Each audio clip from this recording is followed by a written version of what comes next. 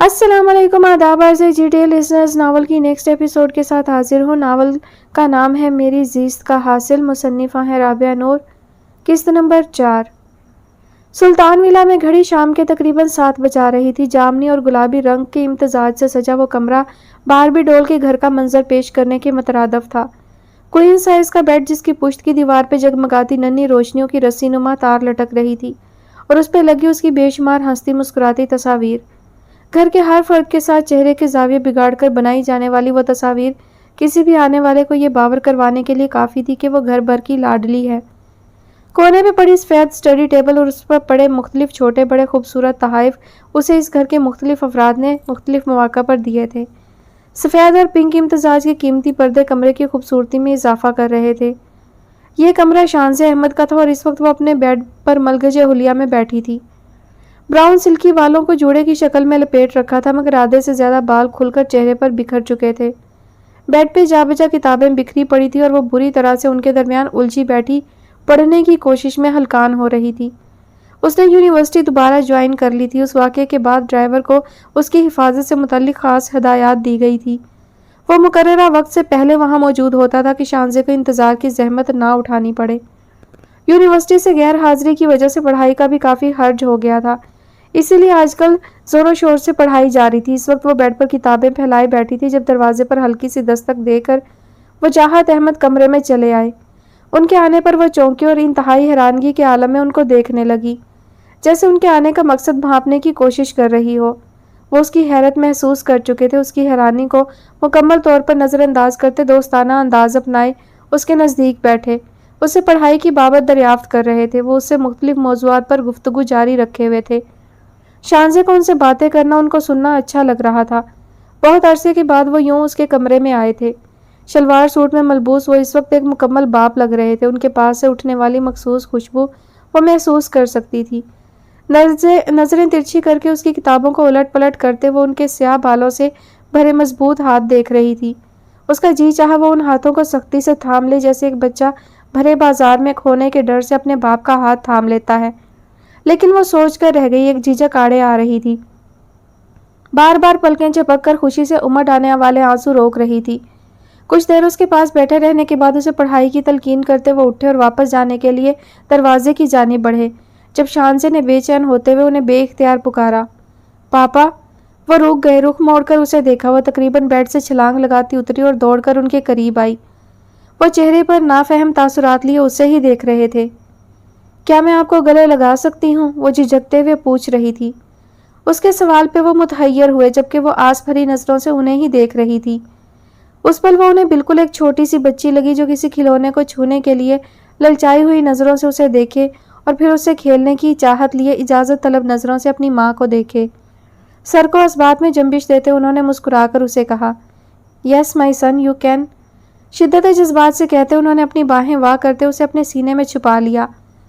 دونوں باپ بیٹی کی آنکھیں ایک ساتھ بھیگی تھیں۔ باپ کا وجود کسی بھی لڑکی کی زندگی میں ایک تناور درخت کی مانند ہوتا ہے، جس کا گھنا سایہ اسے زمانے کی ہوس زدہ تپش سے بچاتا ہے، تو دوسری طرف اس کا تناور تنا بیٹی کو زمانے کی گرد آلود آندھی اور وحشت زدہ طوفانوں سے محفوظ رکھتے ہوئے اپنے مضبوط تنے میں یوں چھپا لیتا ہے کہ کوئی بھی گرد آلود طوفان اس کا کچھ نہیں بگاڑ پاتا۔ بالآخر شانزے نے بھی 20 سال بعد خود کو اس درخت کی ٹھنڈی چھاں میں چھپا لیا تھا، اور یہ وہ جانتی تھی کہ اس درخت کا تنا بہت مضبوط ہے کہ اب کوئی بھی آندھی طوفان اس کا کچھ نہیں بگاڑ سکے گا۔ I love you papa, I really love you, I don't want to lose you۔ بھیگے لہجے میں ان کے سینے میں منہ چھپائے وہ بار بار خوشی سے یہی الفاظ دہرا رہی تھی۔ اس اظہار پہ سرشار ہوتے وہ اس کے سر کو بوسہ دے رہے تھے۔ وہ مسکرا رہے تھے اور وہ برسوں بعد مسکرائے تھے۔ صحیح کہتے ہیں، بیٹی خوشی کا دوسرا نام ہے، زندگی کی امنگ اور جینے کی حسین وجہ ہے۔ بیٹی تو باپ کے باغ کا پھول ہے، اور وجاہت احمد کے آنگن کا ایک پھول برسوں پہلے مرجھا گیا تھا، اور یہ پھول بھی بری طرح سے مرجھاتے واپس زندگی کی طرف پلٹا تھا۔ وہ اب اسے کیسے مرجھانے دے سکتے تھے؟ انہیں اب اسے سینچ سینچ کر رکھنا تھا۔ اس کے سر کا بوسہ لیتے پرسکون ہو کر انہوں نے آنکھیں موند لیں۔ یہ حشمت صاحب کے ہاسپٹل کے سٹاف روم کا منظر تھا۔ دن کا تیسرا پہر تھا۔ بلو امتزاج کے شلوار سوٹ میں ملبوس وہ کمرے کی کھلی کھڑکی کے پاس اکیلی کھڑی تھی۔ آج کی تاریخ کے ڈوبتے سورج کی چھن چھن کر آتی آخری پہر کی کرنوں نے کمرہ روشن کر رکھا تھا۔ کمرے میں اس وجود کی خوشبو پھیلی ہوئی تھی جو ابھی ابھی یہاں سے نکل کر گیا تھا۔ ڈاکٹر سامیہ اپنی نظریں کسی غیر مرئی نقطے پر جمائے کھڑی تھی اور اس کے ہاتھ میں سیاہ رنگ کی مخملی ڈبیا مکید تھی۔ ان کی زندگی پچھلے 2 ہفتوں میں بدل کر رہ گئی تھی۔ زندگی یوں بھی امتحان لیتی ہے، یہ اس نے کبھی نہیں سوچا تھا۔ ان 15 دنوں میں اس نے اپنی ذات سے متعلق بہت بڑے فیصلے کیے تھے، لیکن وہ ان سے خوش نہیں تھی۔ ایک آخری فیصلہ کرنا ابھی باقی تھا، شاید۔ وہ 2 بہنیں اور 3 بھائی تھے۔ اپنے گھر میں وہ سب سے چھوٹی تھی۔ 5 سال پہلے امی ابو ایک حادثے کا شکار ہو کر دنیا سے کوچ کر گئے تھے۔ اس وقت وہ میڈیکل کے آخری سال میں تھی۔ بڑی بہن شادی شدہ تھی اور اپنے سسرال کے ساتھ سعودیہ میں مقیم تھی۔ چھوٹے 2 بھائی انگلینڈ گئے تو وہیں کے ہو کر رہ گئے۔ یہاں وہ اپنے سب سے بڑے بھائی کے ساتھ رہتی تھی۔ بھابھی کا رویہ تو کبھی ماں باپ کی موجودگی میں اچھا نہیں رہا تھا۔ ان کے جانے کے بعد وہ مزید شیر ہو گئی تھی۔ بھائی ایک کاروباری انسان تھے، اپنے نفع و نقصان کے حساب کتاب میں اتنے مصروف ہوتے کہ بلا ضرورت کم ہی ان سے ملاقات ہو پاتی تھی۔ میڈیکل ختم ہوتے ہی اس نے ڈاکٹر حشمت کے ہاسپٹل میں جاب سٹارٹ کر دی۔ زندگی کی تمام پریشانیاں اور تلخیاں وہ گھر کی دہلیز پہ چھوڑ کر جاب پر آتی تھی۔ ہر کسی سے ہنس کر مسکرا کر ملتی تھی۔ ہاسپٹل میں اسے بہت عزت دی جاتی تھی۔ ڈاکٹر حشمت کے لیے تو گویا وہ بیٹی کی طرح تھی۔ مگر 15 دن پہلے ایسا نہیں ہوا تھا۔ ہر وقت ہنستی مسکراتی لڑکی نے خود پہ چڑھایا خوشحالی کا چوگا اتار پھینکا تھا، خود کو بے اختیار کسی پہ عیاں کر دیا تھا۔ تقریباً 15 دن پہلے کی بات ہے کہ علیزہ وارڈ کا راؤنڈ لگا کر سٹاف میٹنگ میں داخل ہوئی تھی کہ ڈاکٹر سامیہ کو اکیلے بیٹھے دیکھ کر بے ساختہ کہا، السلام علیکم، آپ آ گئی؟ مجھے لگا آپ آج بھی نہیں آئیں گی۔ علیزہ کو یہاں جاب شروع کیے تقریباً 3 ماہ سے اوپر ہو چکے تھے۔ یوں تو ہاسپٹل کا تمام سٹاف ہی اچھا تھا، مگر ڈاکٹر سامیہ اور اس کے درمیان اچھی دوستی ہو گئی تھی، اور اس دوستی میں بھی سامیہ کا کمال تھا۔ وہ ہر معاملے میں اس کی نہ صرف مدد کرتی تھی بلکہ ڈاکٹر نعمان کی وقت بے وقت کے مذاق میں بھی اس کا بھرپور ساتھ دیتی تھی۔ مناسب نقوش لیے وہ بلا شبہ ایک زندہ دل اور زندگی سے لطف اندوز ہونے والی ایک خوش مزاج لڑکی تھی، جس کی چمکدار مسکراتی آنکھوں سے ہمہ وقت زندگی جھلکتی تھی۔ لیکن چند دن سے وہ کچھ خاموش تھی، آنکھوں کی چمک بھی ماند تھی۔ علیزہ کے بار بار پوچھنے پہ اس نے طبیعت خرابی کا بہانہ کر دیا۔ آج بھی 2 دن کی غیر حاضری کے بعد آئی تھی اور خلاف معمول خاموش اور الجھی بیٹھی تھی۔ چائے پئیں گی آپ؟ علیزہ نے ٹی بیگ کپ میں ڈالا، پانی کیتلی میں ڈالتے ہوئے ایک سرسری سی نگاہ اس پر ڈالی۔ وہ چہرہ جھکائے بیٹھی تھی، سر نفی میں ہلا دیا۔ اپنے لیے چائے بناتے اس نے 2-3 بار مڑ کر اس کو دیکھا، جس کا چہرہ ہنوز جھکا ہوا تھا اور ہاتھ گود میں رکھے تھے۔ وہ بالکل ساکت اور خاموش تھی۔ کیا ہوا ہے؟ کوئی پریشانی ہے؟ کپ لیے علیزہ اس کے پاس آ بیٹھی اور عام سے انداز میں پوچھا، سامیہ ادھر دیکھیں۔ جب وہ کچھ نہ بولی تو الجھن کا شکار ہو کر کپ میز پر رکھا، تھوڑی سے پکڑ کر اس کا چہرہ اپنی جانب کیا تو آنسوؤں سے تر دیکھ کر ششدر رہ گئی۔ کیا ہوا ہے؟ آپ ایسے کیوں رو رہی ہیں؟ حیرت سے پوچھتے علیزہ نے اسے اپنے ساتھ لگا لیا۔ خود کے ساتھ لگانے کی دیر تھی، وہ بھی شاید ایک مخلص کندھے کی تلاش میں تھی کہ اس کے کندھے پر سر رکھ کر پھوٹ پھوٹ کر رو دی۔ علیزہ، کسی لڑکی کے ماں باپ کو اتنی جلدی نہیں مرنا چاہیے۔ ان کے جانے کے بعد ایک بیٹی کے لیے دنیا ختم ہو جاتی ہے۔ ہم دوسروں کے لیے صرف ایک کٹھ پتلی بن کر رہ جاتی ہیں، جس کا جیسے جی چاہے ہمیں برتے، جس طرف چاہے ہمیں موڑ دے۔ لوگ ہمیں پیر میں پڑے کسی پتھر کی طرح ایک جگہ سے دوسری جگہ لڑکھڑاتے گزر جاتے ہیں، اور ہم لڑکیاں پتھر ہی تو ہوتی ہیں، بے جان عام سا پتھر، جن کے نہ تو کوئی خواہش ہے نہ کوئی آرزو۔ وہ سر اس کے کندھے پر ٹکائے روتے ہوئے کہہ رہی تھی۔ ہوا کیا ہے؟ اسے کندھے سے ہٹاتے میز پر پڑا پانی کا گلاس تھماتے ہوئے حیرانی سے پوچھا۔ بھائی سے جھگڑا ہوا ہے، پانی کا گھونٹ بھرنے کے بعد وہ بولی۔ کیوں؟ اس نے مختصر پوچھا۔ بھابھی میری شادی اپنے ایک کزن سے کروانا چاہتی ہیں۔ وہ ایک عیاش پسند مرد ہے اور نہ صرف پہلے سے شادی شدہ ہے بلکہ اس کے 3 بچے بھی ہیں۔ میں نے انکار کر دیا تو بھائی نے دھمکی دی ہے کہ اگر میں نے ان کی بات نہ مانی تو میرا اور ان کا رشتہ بھی ہمیشہ کے لیے ختم ہو جائے گا۔ تم ہی بتاؤ میں کیا کروں؟ وہ کچھ پل رکی۔ بھائی میری شادی جلد از جلد کرنا چاہتے ہیں اور بھابھی کا خیال ہے کہ مجھ جیسی یتیم لڑکی کے لیے یہ رشتہ بھی غنیمت ہے۔ کبھی کبھی میرا دل چاہتا ہے کہ میں کسی پہاڑی سے کود جاؤں، نہ زندہ رہوں گی نہ کسی کو پریشانی ہوگی۔ ٹیشو سے آنکھیں رگڑتی وہ کہہ رہی تھی۔ علیزہ چپ سادے اسے سن رہی تھی۔ علیزہ، کیا شادی بہت ضروری ہے؟ آخر ہم لڑکیوں کو جینے کے لیے ان جھوٹے سہاروں کی ضرورت کیوں ہے؟ ہمارے بھائیوں کو اپنی عزت، اپنا غرور عزیز ہوتا ہے۔ ہماری زندگی، ہماری خواہش کی کوئی اہمیت ہی نہیں ہے۔ اپنے وقار کی خاطر ہماری خواہشات کی قربانی ہی کیوں؟ علیزہ، مجھے شادی سے انکار نہیں ہے، لیکن شادی کے نام پہ مجھے عزت اور تحفظ چاہیے۔ اس رشتے کا مان اور تقدس چاہیے، ایک قید نہیں۔ تم ہی بتاؤ میری اتنی محنت، اتنی لگن کا کیا حاصل جب مجھے آخر میں ایک کٹ پتلی ہی بننا تھا۔ علیزہ، میں نے اپنی زندگی کے حوالے سے بہت سے خواب دیکھے ہیں، مجھے اپنے ادھورے خواب پورے کرنے ہیں، مجھے اپنی زندگی جینی ہے، مجھے بھی آزاد فضاؤں میں سانس لینا ہے۔ وہ بولی۔ علیزہ کی شکل میں ایک سامعہ ملا تو وہ سب کچھ ہی کہتی چلی گئی جو اس کے دل میں اتنے دنوں سے دبا ہوا تھا، اپنے خواب، اپنی خواہشات، اپنی ترجیحات۔ اس کے لہجے میں دکھ تھا، حسرت تھی، جبکہ وہ نم آنکھیں لیے سن رہی تھی۔ سامعہ، آپ بہت اچھی ہیں، اپنے ساتھ ایسا ظلم مت ہونے دیں، آپ اپنے بھائی کو منع کر دیں، انہیں کوئی حق نہیں ہے کہ وہ آپ کی زندگی کو تماشا بنائیں، آپ کی خواہشوں کو روندنے کا انہیں کوئی حق نہیں ہے۔ وہ بے چین ہوئی تھی، اس کی آنکھوں میں حیرت ہلکورے لے رہی تھی۔ رشتوں کا یہ روپ وہ پہلی بار دیکھ رہی تھی۔ اس نے معیز جیسے خیال رکھنے والے بھائی دیکھے تھے، حسان جیسے بھائی جو اپنی بہن کی ایک مسکراہٹ کے لیے جانے کون کون سے مذاق گھڑ لیتے تھے۔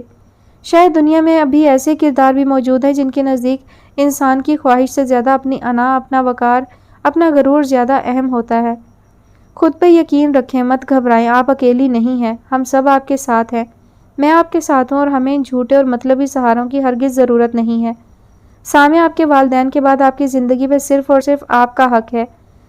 اس کے آنسو صاف کرتی وہ ایک ایک لفظ پر زور دیتے ہوئے بولی۔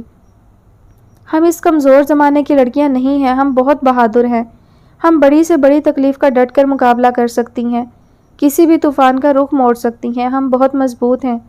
اسی لیے تو یہ مطلبی رشتے ہمیں جھکانا چاہتے ہیں، لیکن ہم کبھی نہیں جھکیں گی، اپنی عزت، اپنے وقار کے لیے ہم کبھی بھی کسی کے سامنے نہیں جھکیں گی۔ دوسروں کے لیے خود کو عرضہ مت کریں، مت روئیں ان کے لیے جن کو آپ کی پرواہ نہیں ہے۔ آپ بہت بہادر ہیں اور کبھی کمزور نہیں پڑیں گی۔ آپ اپنی زندگی خود جئیں گی، اپنے خواب خود پورے کریں گی۔ اللہ پہ بھروسہ رکھیں، وہ آپ کو کبھی ضائع نہیں ہونے دے گا۔ اس کو دیکھتے وہ اپنائیت بھرے لہجے میں اس کا ہاتھ تھامے سمجھا رہی تھی۔ وہ سر جھکائے خاموشی سے سر ہلاتی سن رہی تھی۔ جب ہی دروازہ وا کیے ڈاکٹر نعمان تیزی سے کمرے میں داخل ہوئے۔ سامعہ نے فوراً اپنی آنکھیں رگڑی جو شدت گریہ سے سرخ ہو چکی تھیں۔ ہمیں خبر ملی ہے کہ ڈاکٹر سامعہ تشریف لا چکی ہیں، تو ہم نے سوچا کہ ان کے ساتھ ایک کپ چائے۔ وہ اپنی دھن میں بولتے داخل ہوئے تھے، مگر اس کی سوگوار سی آنکھیں دیکھیں تو لب بھینچ لیے، جبکہ وہ معذرت کرتی تیزی سے کمرے سے چلی گئی۔ انہیں کیا ہوا ہے؟ یہ رو کیوں رہی تھی؟ دروازے کی سمت دیکھتے آنکھیں سکیڑے پرسوچ لہجہ لیے اس سے پوچھا۔ کچھ نہیں، آپ کو چائے بنا دوں؟ وہ کمرے میں اب اکیلی رہ گئی تھی۔ گہری سانس لیتے افسردہ لہجے میں کہتے وہ اٹھ کھڑی ہوئی۔ اسبات میں سر ہلاتے غیر مبہم سا کہا، مگر دھیان اسی جانب تھا جہاں سے وہ ابھی ابھی نکل کر گئی تھی۔ وہ مضطرب تھے کیونکہ انہوں نے کبھی سامعہ کو روتے یا اداس نہیں دیکھا تھا، اور آج اس شدت سے اس کا رونا وہ وجہ سمجھ نہیں پا رہے تھے، اور جو وجہ وہ سمجھ رہے تھے وہ وجہ سمجھنا نہیں چاہ رہے تھے۔ علیزہ، سامعہ کیوں رو رہی تھی؟ کچھ توقف کے بعد وہ اس کی جانب پلٹے اور سنجیدگی سے تو دوبارہ استفسار کیا۔ اس بار لہجہ بدلا تھا، چائے بناتی وہ ان کے لہجے پر ٹھٹکی تھی۔ چونک کر انہیں دیکھا، ان کی آنکھیں حیران کن حد تک سنجیدہ تھی۔ علیزہ نے مختصر سارا قصہ بیان کیا۔ اس کے بعد اس نے محسوس کیا تھا کہ ڈاکٹر نعمان کے چہرے کا اطمینان رخصت ہو گیا تھا۔ وہ الٹے قدموں واپس پلٹ گئے، جبکہ گہری سانس بھر کر اس نے تازہ بنی چائے سنک میں الٹ دی۔ 15 دن گزرنے کے باوجود ہاسپٹل میں اس نے وہ بات دوبارہ نہیں دہرائی تھی۔ علیزہ سے بھی اس موضوع پہ دوبارہ کوئی بات نہیں ہوئی تھی، مگر ایک سنجیدگی اور خاموشی اب اس کی شخصیت میں اتر آئی تھی۔ اس کا زیادہ وقت ہاسپٹل میں ہی گزرنے لگا تھا۔ ہر انسان کی زندگی میں ایک وقت ایسا بھی آتا ہے جب اسے کچھ مشکل فیصلے کرنے پڑتے ہیں، اپنی ذات اور اپنے خونی رشتوں میں سے کسی ایک کو چناؤ کرنا پڑتا ہے۔ ایسے مقام پہ انسان کے پاس 2 راستوں کا اختیار ہوتا ہے۔ پہلا، وہ بہادر بنتے ہوئے ایک مضبوط اور اٹل فیصلہ لے اور پھر اس پر قائم رہے۔ دوسرا راستہ یہ ہے کہ فیصلے کا اختیار اللہ کو سونپ دیا جائے، صبر کرے، خاموشی سے فیصلے کا انتظار کرے، اور یاد رکھیں خاموشی صبر کا دوسرا نام ہے۔ بعض کہتے ہیں صبر سمجھوتے کا دوسرا نام ہے، لیکن نہیں، زندگی کے کسی مشکل وقت میں ہم سمجھوتا نہیں کرتے، ہم خاموشی اختیار کر لیتے ہیں۔ سمجھوتا اور خاموشی 2 مختلف اصطلاحات ہیں۔ ہم اس وقت صبر کرتے ہیں، اس امید پہ کہ اللہ ہمیں ایک روز اس کا بہتر نعم البدل دے گا۔ پھر ایک وقت ایسا آتا ہے کہ اللہ کا فیصلہ آ جاتا ہے، اور وہ فیصلہ بلا شبہ بہترین ہوتا ہے، اور انسان کو ایک بہترین نعم البدل مل جاتا ہے، اور ایسا ضرور ہوتا ہے۔ سامعہ نے بھی فیصلے کا اختیار اللہ کو سونپ کر چپ سادھ لی تھی۔ بھائی کو وہ کچھ دن کی مہلت کا کہہ کر ٹال چکی تھی، اور اس کی مرضی کے بغیر وہ کچھ نہیں کر سکتے تھے، یہ بات وہ جانتی تھی۔ گھر میں ایک سرد جنگ جاری تھی، اور وہ کبوتر کی طرح آنکھیں میچے بیٹھی تھی۔ علیزہ کی باتوں سے جہاں کچھ طاقت اور حوصلے کا احساس ہوا تھا، وہیں اپنوں کی بے اعتنائی اور خود غرضی سے دل بری طرح دکھا تھا۔ آج اس لمحے اپنے ہاتھ میں تھامی سیاہ رنگ کی اس مخملی ڈبیا کو دیکھتے وہ سوچ رہی تھی کہ کیا اللہ کا فیصلہ آ گیا تھا؟ کیا یہی ہے اس کی منزل؟ کیا یہی ہے وہ بہترین شخص جسے اللہ نے اس کے لیے چنا ہے؟ ان سب سوالوں کے جواب اس کے پاس نہیں تھے۔ وہ یہ پہیلی بوجھے تو کیوں کر بوجھے؟ تھک کر وہ کھڑکی سے ہٹ گئی اور دھیمے قدم اٹھاتی کرسی پہ آ کر بیٹھ گئی۔ اس کی پشت سے ٹیک لگا کر آنکھیں موندے چند پل پہلے رونما ہونے والے واقعے کو سوچنے لگی۔ اس انسان کے بارے میں سوچنے لگی جس کی خوشبو کے حصار میں وہ خود کو محسوس کر رہی تھی۔ آج دوپہر میں وہ معمول کا راؤنڈ لگا کر سٹاف روم میں آئی تھی کہ علیزہ آج شرارت پر مائل تھی۔ صبح سے اس کی عجیب زبانی باتیں جاری تھیں۔ وقفے وقفے سے اسے مسکراتی نظروں سے دیکھ رہی تھی۔ کیا ہے، صبح سے مجھے گھور رہی ہو؟ وہ نرم نگاہوں سے انہیں دیکھ رہی تھی کہ سامیہ نے بے ساختہ اسے جھڑکا۔ پتہ ہے آپ آج بہت پیاری لگ رہی ہیں، جن عاشق ہونے والا ہے آپ پہ۔ پیچھے آ کر اس کے گلے میں بازوں کا ہار بنائے وہ جھول رہی تھی۔ بناؤ مت، تمہیں چھٹی ہرگز نہیں ملے گی۔ سامیہ نے اسے دور کرنا چاہا مگر اس نے اپنی گرفت مضبوط کر لی۔ مجھے چھٹی چاہیے بھی نہیں، اب تو آپ کی چھٹی ہونے والی ہے ڈاکٹر سامیہ حیات صاحبہ۔ اس نے اس کے کان میں سرگوشی کی۔ طبیعت ٹھیک ہے تمہاری؟ لگتا ہے موسم کا اثر دماغ پہ ہو گیا ہے۔ روم نمبر 5 اور 7 کے پیشنٹ کا چیک اپ کیا ہے؟ ایک جھٹکے سے اسے دور کرتی وہ سائیڈ سے نکل آئی اور اب اپنی چیزیں روم میں بنے شیلف پر رکھتے ہوئے اسے جھڑکنے کے انداز میں ٹوک دیا تھا۔ جواب دینے کی بجائے وہ چلتے ہوئے اس کے نزدیک چلی آئی اور اس کے ہاتھ تھام لیے۔ سامیہ اپنے کام چھوڑ کر اب نافہم تاثرات سے اسے ہی دیکھ رہی تھی۔ سامیہ، جب بھی خوشیاں آپ کی زندگی کے دروازے پہ دستک دیں تو پلیز دروازہ کھولنے میں دیر مت کیجیے گا۔ اس کی تمام باتوں کو نظر انداز کرتے یہ آخری بات تھی جو علیزہ نے اس کا ہاتھ تھامے کہی تھی اور باہر نکل گئی۔ سامیہ اس کی باتوں کو سمجھنے سے قاصر تھی مگر ان ذومانی باتوں کا پردہ بھی جلد ہی فاش ہو گیا تھا جب ڈاکٹر نعمان نے ان کو پرپوز کرتے ہوئے انگوٹھی پیش کی تھی۔ علیزہ کے جانے کے بعد سر جھٹک کر وہ اپنے لیے چائے بنانے کا ارادہ لیے اٹھی تھی کہ ڈاکٹر نعمان کو داخل ہوتے دیکھا۔ ایک سرسی نگاہ ان پر ڈال کر چپ چاپ اپنے کام میں مشغول ہو گئی۔ پھر خیال آنے پر پوچھا، ڈاکٹر نعمان آپ چائے پئیں گے؟ وہ جو مضطرب سا بیٹھا میگزین پر نظریں گھما رہا تھا چونک کر اسے دیکھا، پھر سر نفی میں ہلا دیا۔ وہ رخ پھیر گئی۔ وہ کچھ دیر اس کی پشت کو تکتے رہے۔ سامیہ آپ کچھ دنوں سے کافی خاموش ہیں، خیریت ہے؟ گھر میں سب ٹھیک ہے؟ اس نے جان کر انجان بنتے ہوئے پوچھا۔ گھر میں کیا ہو سکتا ہے؟ کپ میں چمچ چلاتے عجیب دکھ اور یاسیت بھرے لہجے میں کہا تھا۔ آنکھوں میں کچھ ادھورے خوابوں کی کرچیاں چبھی تھیں۔ گہری سانس بھری۔ جی سب ٹھیک ہے۔ وہ چائے لیے آ کر ایک کرسی پر بیٹھ گئی۔ ایک ہاتھ میں کپ تھامے جبکہ دوسرے ہاتھ سے موبائل کی اسکرین کو اسکرول کر رہی تھی جبھی ان کی آواز آئی۔ سامیہ مجھے آپ سے بہت ضروری بات کرنی ہے۔ نعمان نے ایک گہری نظر اس پر ڈالتے ہوئے گلا کھنکار کر متوجہ کیا۔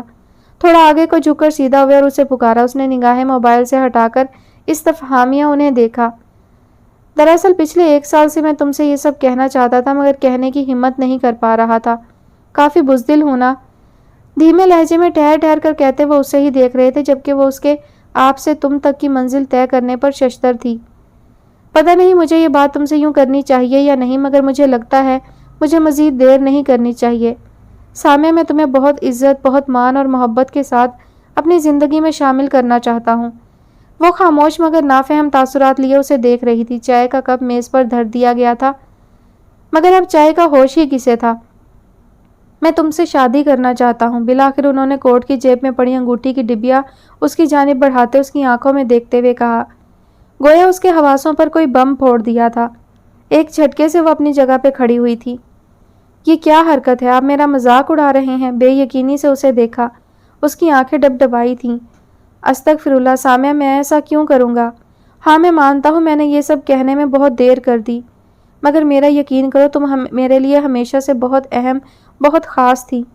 تمہیں لگتا تھا کہ میں نے یہ رنگ کسی اور کے لیے لی ہے، نہیں، یہ رنگ میں نے کسی کے لیے نہیں تمہارے لیے لی تھی۔ پچھلے 1 سال سے اسے میں نے تمہارے لیے سنبھال کر رکھا تھا، کبھی دینے کی ہمت نہیں ہوئی۔ بہت بار میں تم سے یہ سب کہنا چاہتا تھا مگر کہہ نہیں پایا کیونکہ تمہارا وقار، تمہاری عزت میرے لیے زیادہ اہم تھی۔ وہ بھی اپنی جگہ سے کھڑے ہوئے تھے۔ ڈبیا والا ہاتھ ان کے پہلو میں گرا ہوا تھا۔ لہجے میں بلا کی سنجیدگی اور قطعیت تھی، ایک عزت تھی، ایک مان تھا۔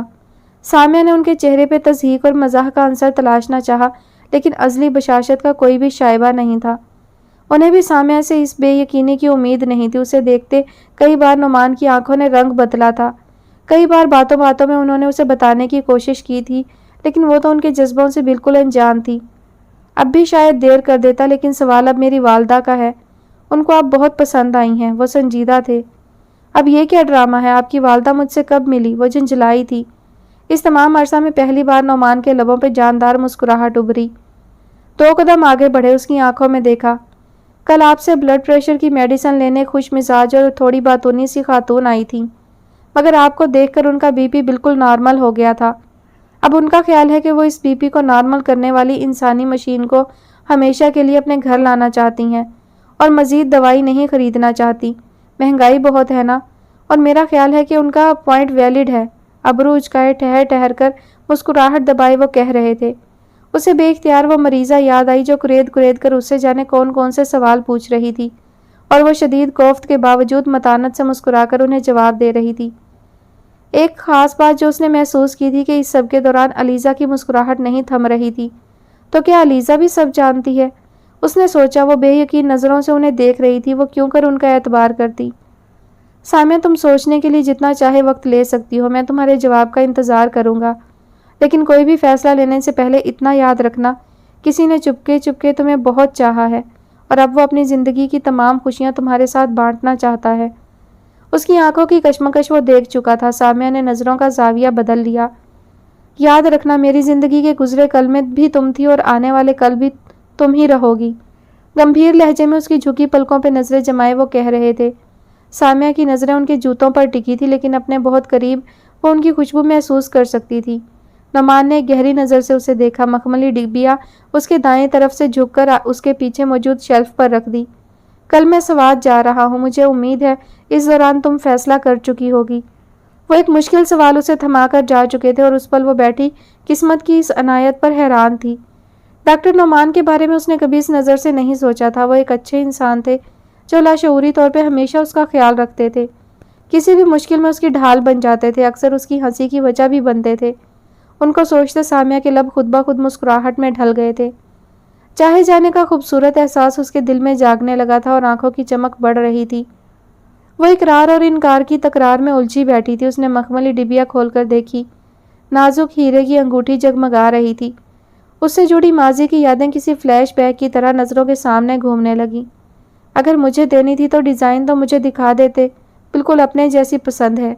کچھ پل مسکراتی آنکھوں سے اسے دیکھتے رہنے کے بعد لبوں پر دلکش مسکراہٹ لیے اس نے اس نازک الماس کو اپنے بائیں ہاتھ کی تیسری انگلی میں سجا لیا۔ فیصلہ ہو گیا تھا۔ اس نے خوشیوں کے دروازے ہمیشہ کے لیے کھول دیے تھے، اور نئی زندگی کے خوشگوار جھونکے بہت دل فریب اور دل ساز معلوم ہو رہے تھے۔ روشنی کے شہر کراچی میں شام ڈھلنے والی تھی۔ ڈوبتے سورج کی کرنیں ساحل سمندر میں چھپنے لگی تھیں۔ رابیل نور اس وقت ڈالمن مال کلفٹن کی پارکنگ میں اپنی گاڑی پارک کر کے مال کے اندر داخل ہو رہی تھی۔ اگلے ہفتے ان کی یونیورسٹی کی ایک کولیگ کی بیٹی کی شادی تھی۔ شادی کا گفٹ لینے کا خیال لیے وہ مال چلی آئی تھی۔ ڈالمن مال کا شمار کراچی کے چند بڑے مالز میں ہوتا ہے۔ یہاں زندگی دوڑتی اور مصروف نظر آتی ہے۔ دلہا اور دلہن کے لیے خوبصورت تحائف خریدنے کے بعد وہ اب ایک کافی شاپ میں بیٹھی کافی کا آرڈر دے رہی تھی۔ آرڈر دینے کے بعد یوں ہی انہوں نے ارد گرد چلتی پھرتی مصروف زندگی پر ایک سرسری سی نگاہ ڈالی۔ ذہن بھٹک کر علیزہ کی طرف چلا گیا تھا۔ آج صبح ہی ان کی بات ہوئی تھی۔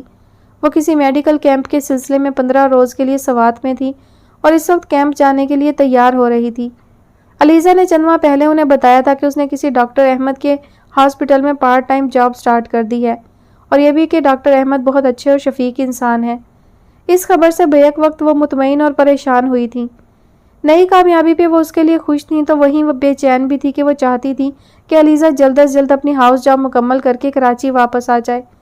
وہ اب مزید اس سے دور نہیں رہ سکتی تھی۔ اس کی کمی انہیں بہت شدت سے محسوس ہوتی تھی، لیکن یونیورسٹی کے سیمینارز اور غیر ملکی دوروں کا سوچ کر ان کی پریشانی مزید بڑھ جاتی تھی۔ اس مسئلہ کے ان کے پاس 2 ہی حل تھے کہ وہ یونیورسٹی سے قبل از وقت ریٹائرمنٹ لے لیں اور ہمیشہ کے لیے یونیورسٹی کو خیر بات کہہ دیں، اور دوسرا راستہ یہ تھا کہ کوئی اچھا سا گھرانہ دیکھ کر علیزہ کی شادی کر دی جائے۔ پہلا حل اتنا سود مند نہیں تھا کہ گھر بیٹھ کر باقی زندگی اکیلے گزارنا آسان نہیں تھا، اور دوسرے راستے کا اختیار ان کے پاس نہیں تھا۔ ہاں، علیزہ نور کی زندگی کا فیصلہ کرنے کا اختیار ان کے پاس نہیں تھا۔ اس کی زندگی کے فیصلوں کا اختیار کسی اور کے ہاتھ میں تھا، اور وہ کسی اور کہاں تھا وہ نہیں جانتی تھی۔ اب اگر وہ سب بھول کر اس کی زندگی کا فیصلہ کر بھی دیتی تو اس وعدہ کا کیا ہوتا جو انہوں نے کسی سے کیا تھا؟ ان کی زندگی تو بس دوسروں سے کیے وعدوں کی پابند ہو کر رہ گئی تھی، لیکن ان سے کیے گئے وعدے اس دنیا کے باسی پیروں تلے کچل کر جانے کب کے آگے بڑھ چکے تھے، اور وہ ان سے کیے وعدوں کو سنبھال کر رکھے ہوئے تھیں۔ کبھی کبھی انسان کا ضرورت سے زیادہ جھکنا بھی اس کو توڑ کر رکھ دیتا ہے۔ یہ کانچ کی گڑیا بھی ٹوٹ گئی تھی اور انہیں بہت زور سے توڑا گیا تھا کہ ان کا وجود کرچی کرچی ہو گیا تھا، اور ان کرچیوں کی چبھن آج بھی انہیں لہو لہان کرتی تھی۔ وہ نگاہیں غیر مرئی نقطے پر جمائے اپنی سوچ میں گم تھی کہ ویٹر نے کافی کی ٹرے لا کر سامنے رکھی تو ان کا خیال بھی ٹوٹ گیا۔ کپ اٹھا کر گھونٹ گھونٹ بھرتی وہ سیاہ مایا اپنے اندر اتارنے لگی۔ ابھی کچھ ہی دیر ہوئی تھی کہ کوئی بہت تیزی سے کرسی کا رخ موڑ کر ان کے سامنے یوں آ بیٹھا کہ کرسی کی پشت اب اس کے سینے کے سامنے تھی، اور اس پہ اپنے دونوں ہاتھ رکھے گہری دلچسپی سے انہیں دیکھ رہا تھا۔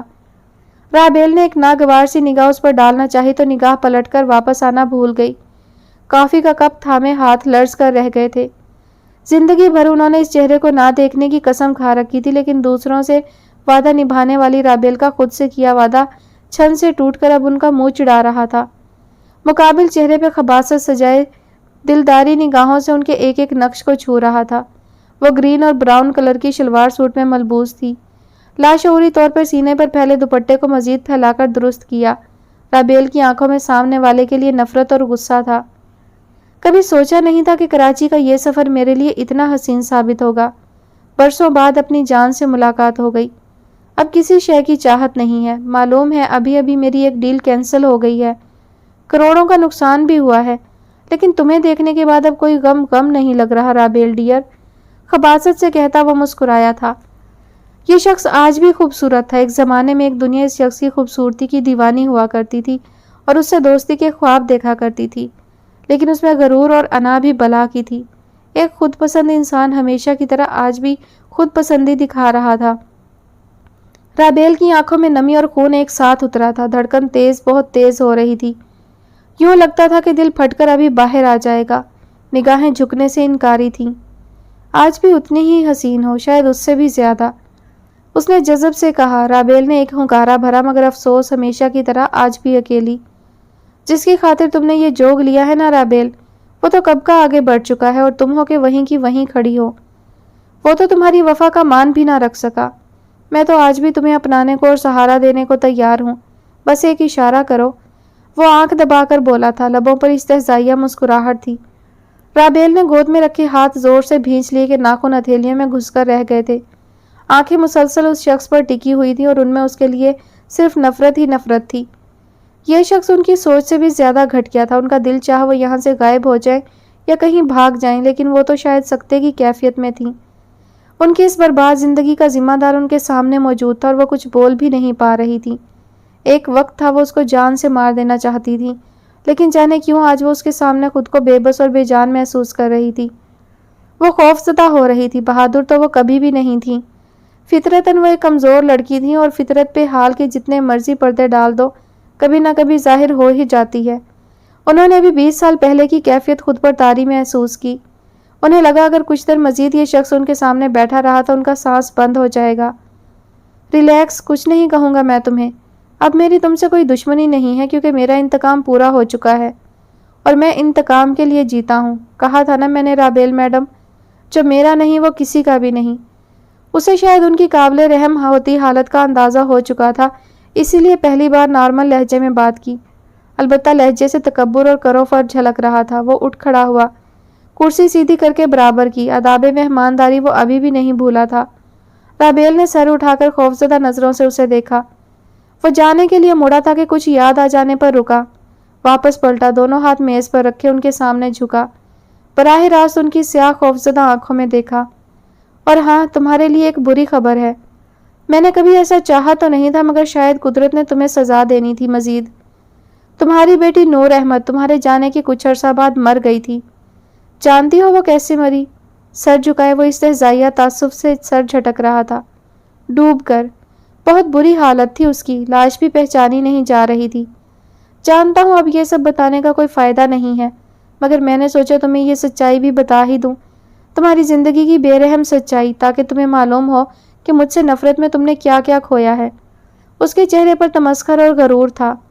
رابیل اس خبر پہ چونک گئی تھی۔ وہ کیا کہہ کر گیا ہے اور کیوں کہہ کر گیا ہے؟ وہ سمجھ ہی نہیں پا رہی تھی۔ وہ پوچھتی بھی تو کس سے؟ بتانے والا تو یہ سب کہتا کب کا جا چکا تھا۔ یہ ان کا خدا جانتا تھا یا پھر خود رابیل کہ وہ خود کو کس اذیت سے وہاں سے گھسیٹتی گھر آئی تھی۔ جوتے دروازے کے پاس اتارے اور بھاگتی ہوئی اپنے کمرے میں چلی گئی۔ دروازہ ایک دھماکے سے بند ہوا۔ اس اپارٹمنٹ کی ویران خاموشی میں اب صرف ان کی دل سوز چیخیں سنائی دے رہی تھیں۔ معیز، نعمان اور علیزہ 15 روزہ میڈیکل کیمپ کے سلسلے میں اس وقت سوات کے مضافات میں موجود تھے۔ سوات کے 5 مختلف علاقوں میں 3 روزہ کیمپ لگائے جا رہے تھے اور ان علاقوں میں چار باغ، کالا کوٹ، بدین، بحرین اور کالام کے علاقے شامل تھے۔ کیمپ کے لیے علاقے کے انتخاب کا فیصلہ کرنے سے لے کر ان کی رہائش تک کے تمام تر انتظامات سردار خان مرتضیٰ کے حکم پر کیے گئے تھے۔ وہ 2 روز قبل یہاں پہنچے تھے۔ گاڑی میں وہ صبح 6 بجے اسلام آباد سے بذریعہ روڈ سوات کے لیے روانہ ہوئے اور دوپہر کے تقریباً 12 بجے چار باغ میں واقع خان صاحب کے گیسٹ ہاؤس پہنچے، جہاں خان صاحب ان کے پرتپاک استقبال کے لیے پہلے سے موجود تھے۔ یوں تو خان صاحب کا تعلق سوات کے شہر مینگورہ سے تھا، لیکن ان کی رہائش کا انتظام انہوں نے چار باغ میں واقع اپنے ایک گیسٹ ہاؤس میں کروا رکھا تھا۔ انہیں کیمپ میں آنے جانے میں سفر کی زیادہ مشکلات کا سامنا نہ ہو۔ گیسٹ ہاؤس حویلی کی طرز پر بنا محل نما ولا تھا۔ داخلی دروازے سے اندر داخل ہو تو راہداری کے ساتھ درمیان میں بڑا سا ہال تھا، جس کے درمیان میں جھولتا حسین فانوس ولا کے مالک کا ذوق بیان کر رہا تھا۔ ہال کے ارد گرد مختلف کمرے تھے، ایک طرف بڑا سا کچن تھا۔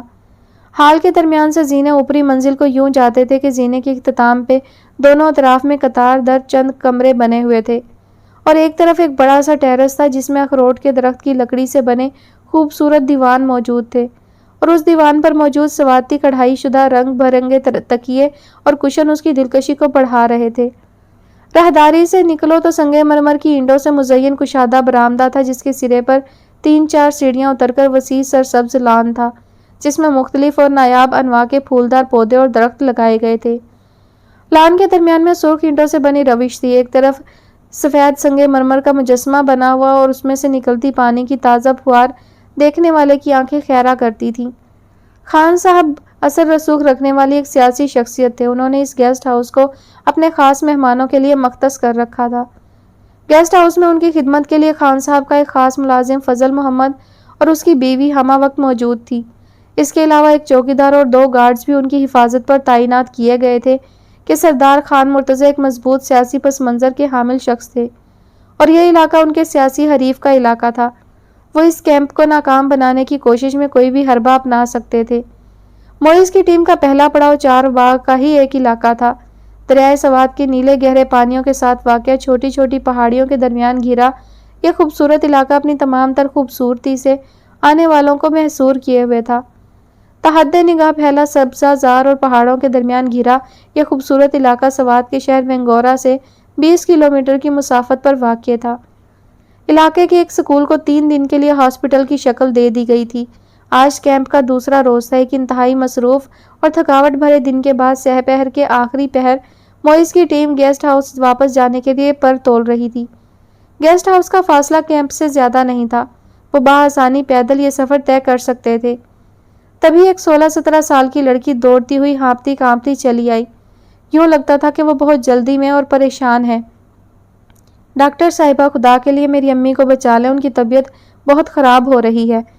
دہائیاں، منتیں، واسطے جانے وہ کیا کیا کہہ رہی تھی۔ کہاں ہیں وہ؟ علیزہ اس کے انداز سے گھبراہٹ کا شکار ہوتی کچھ آگے بڑھی۔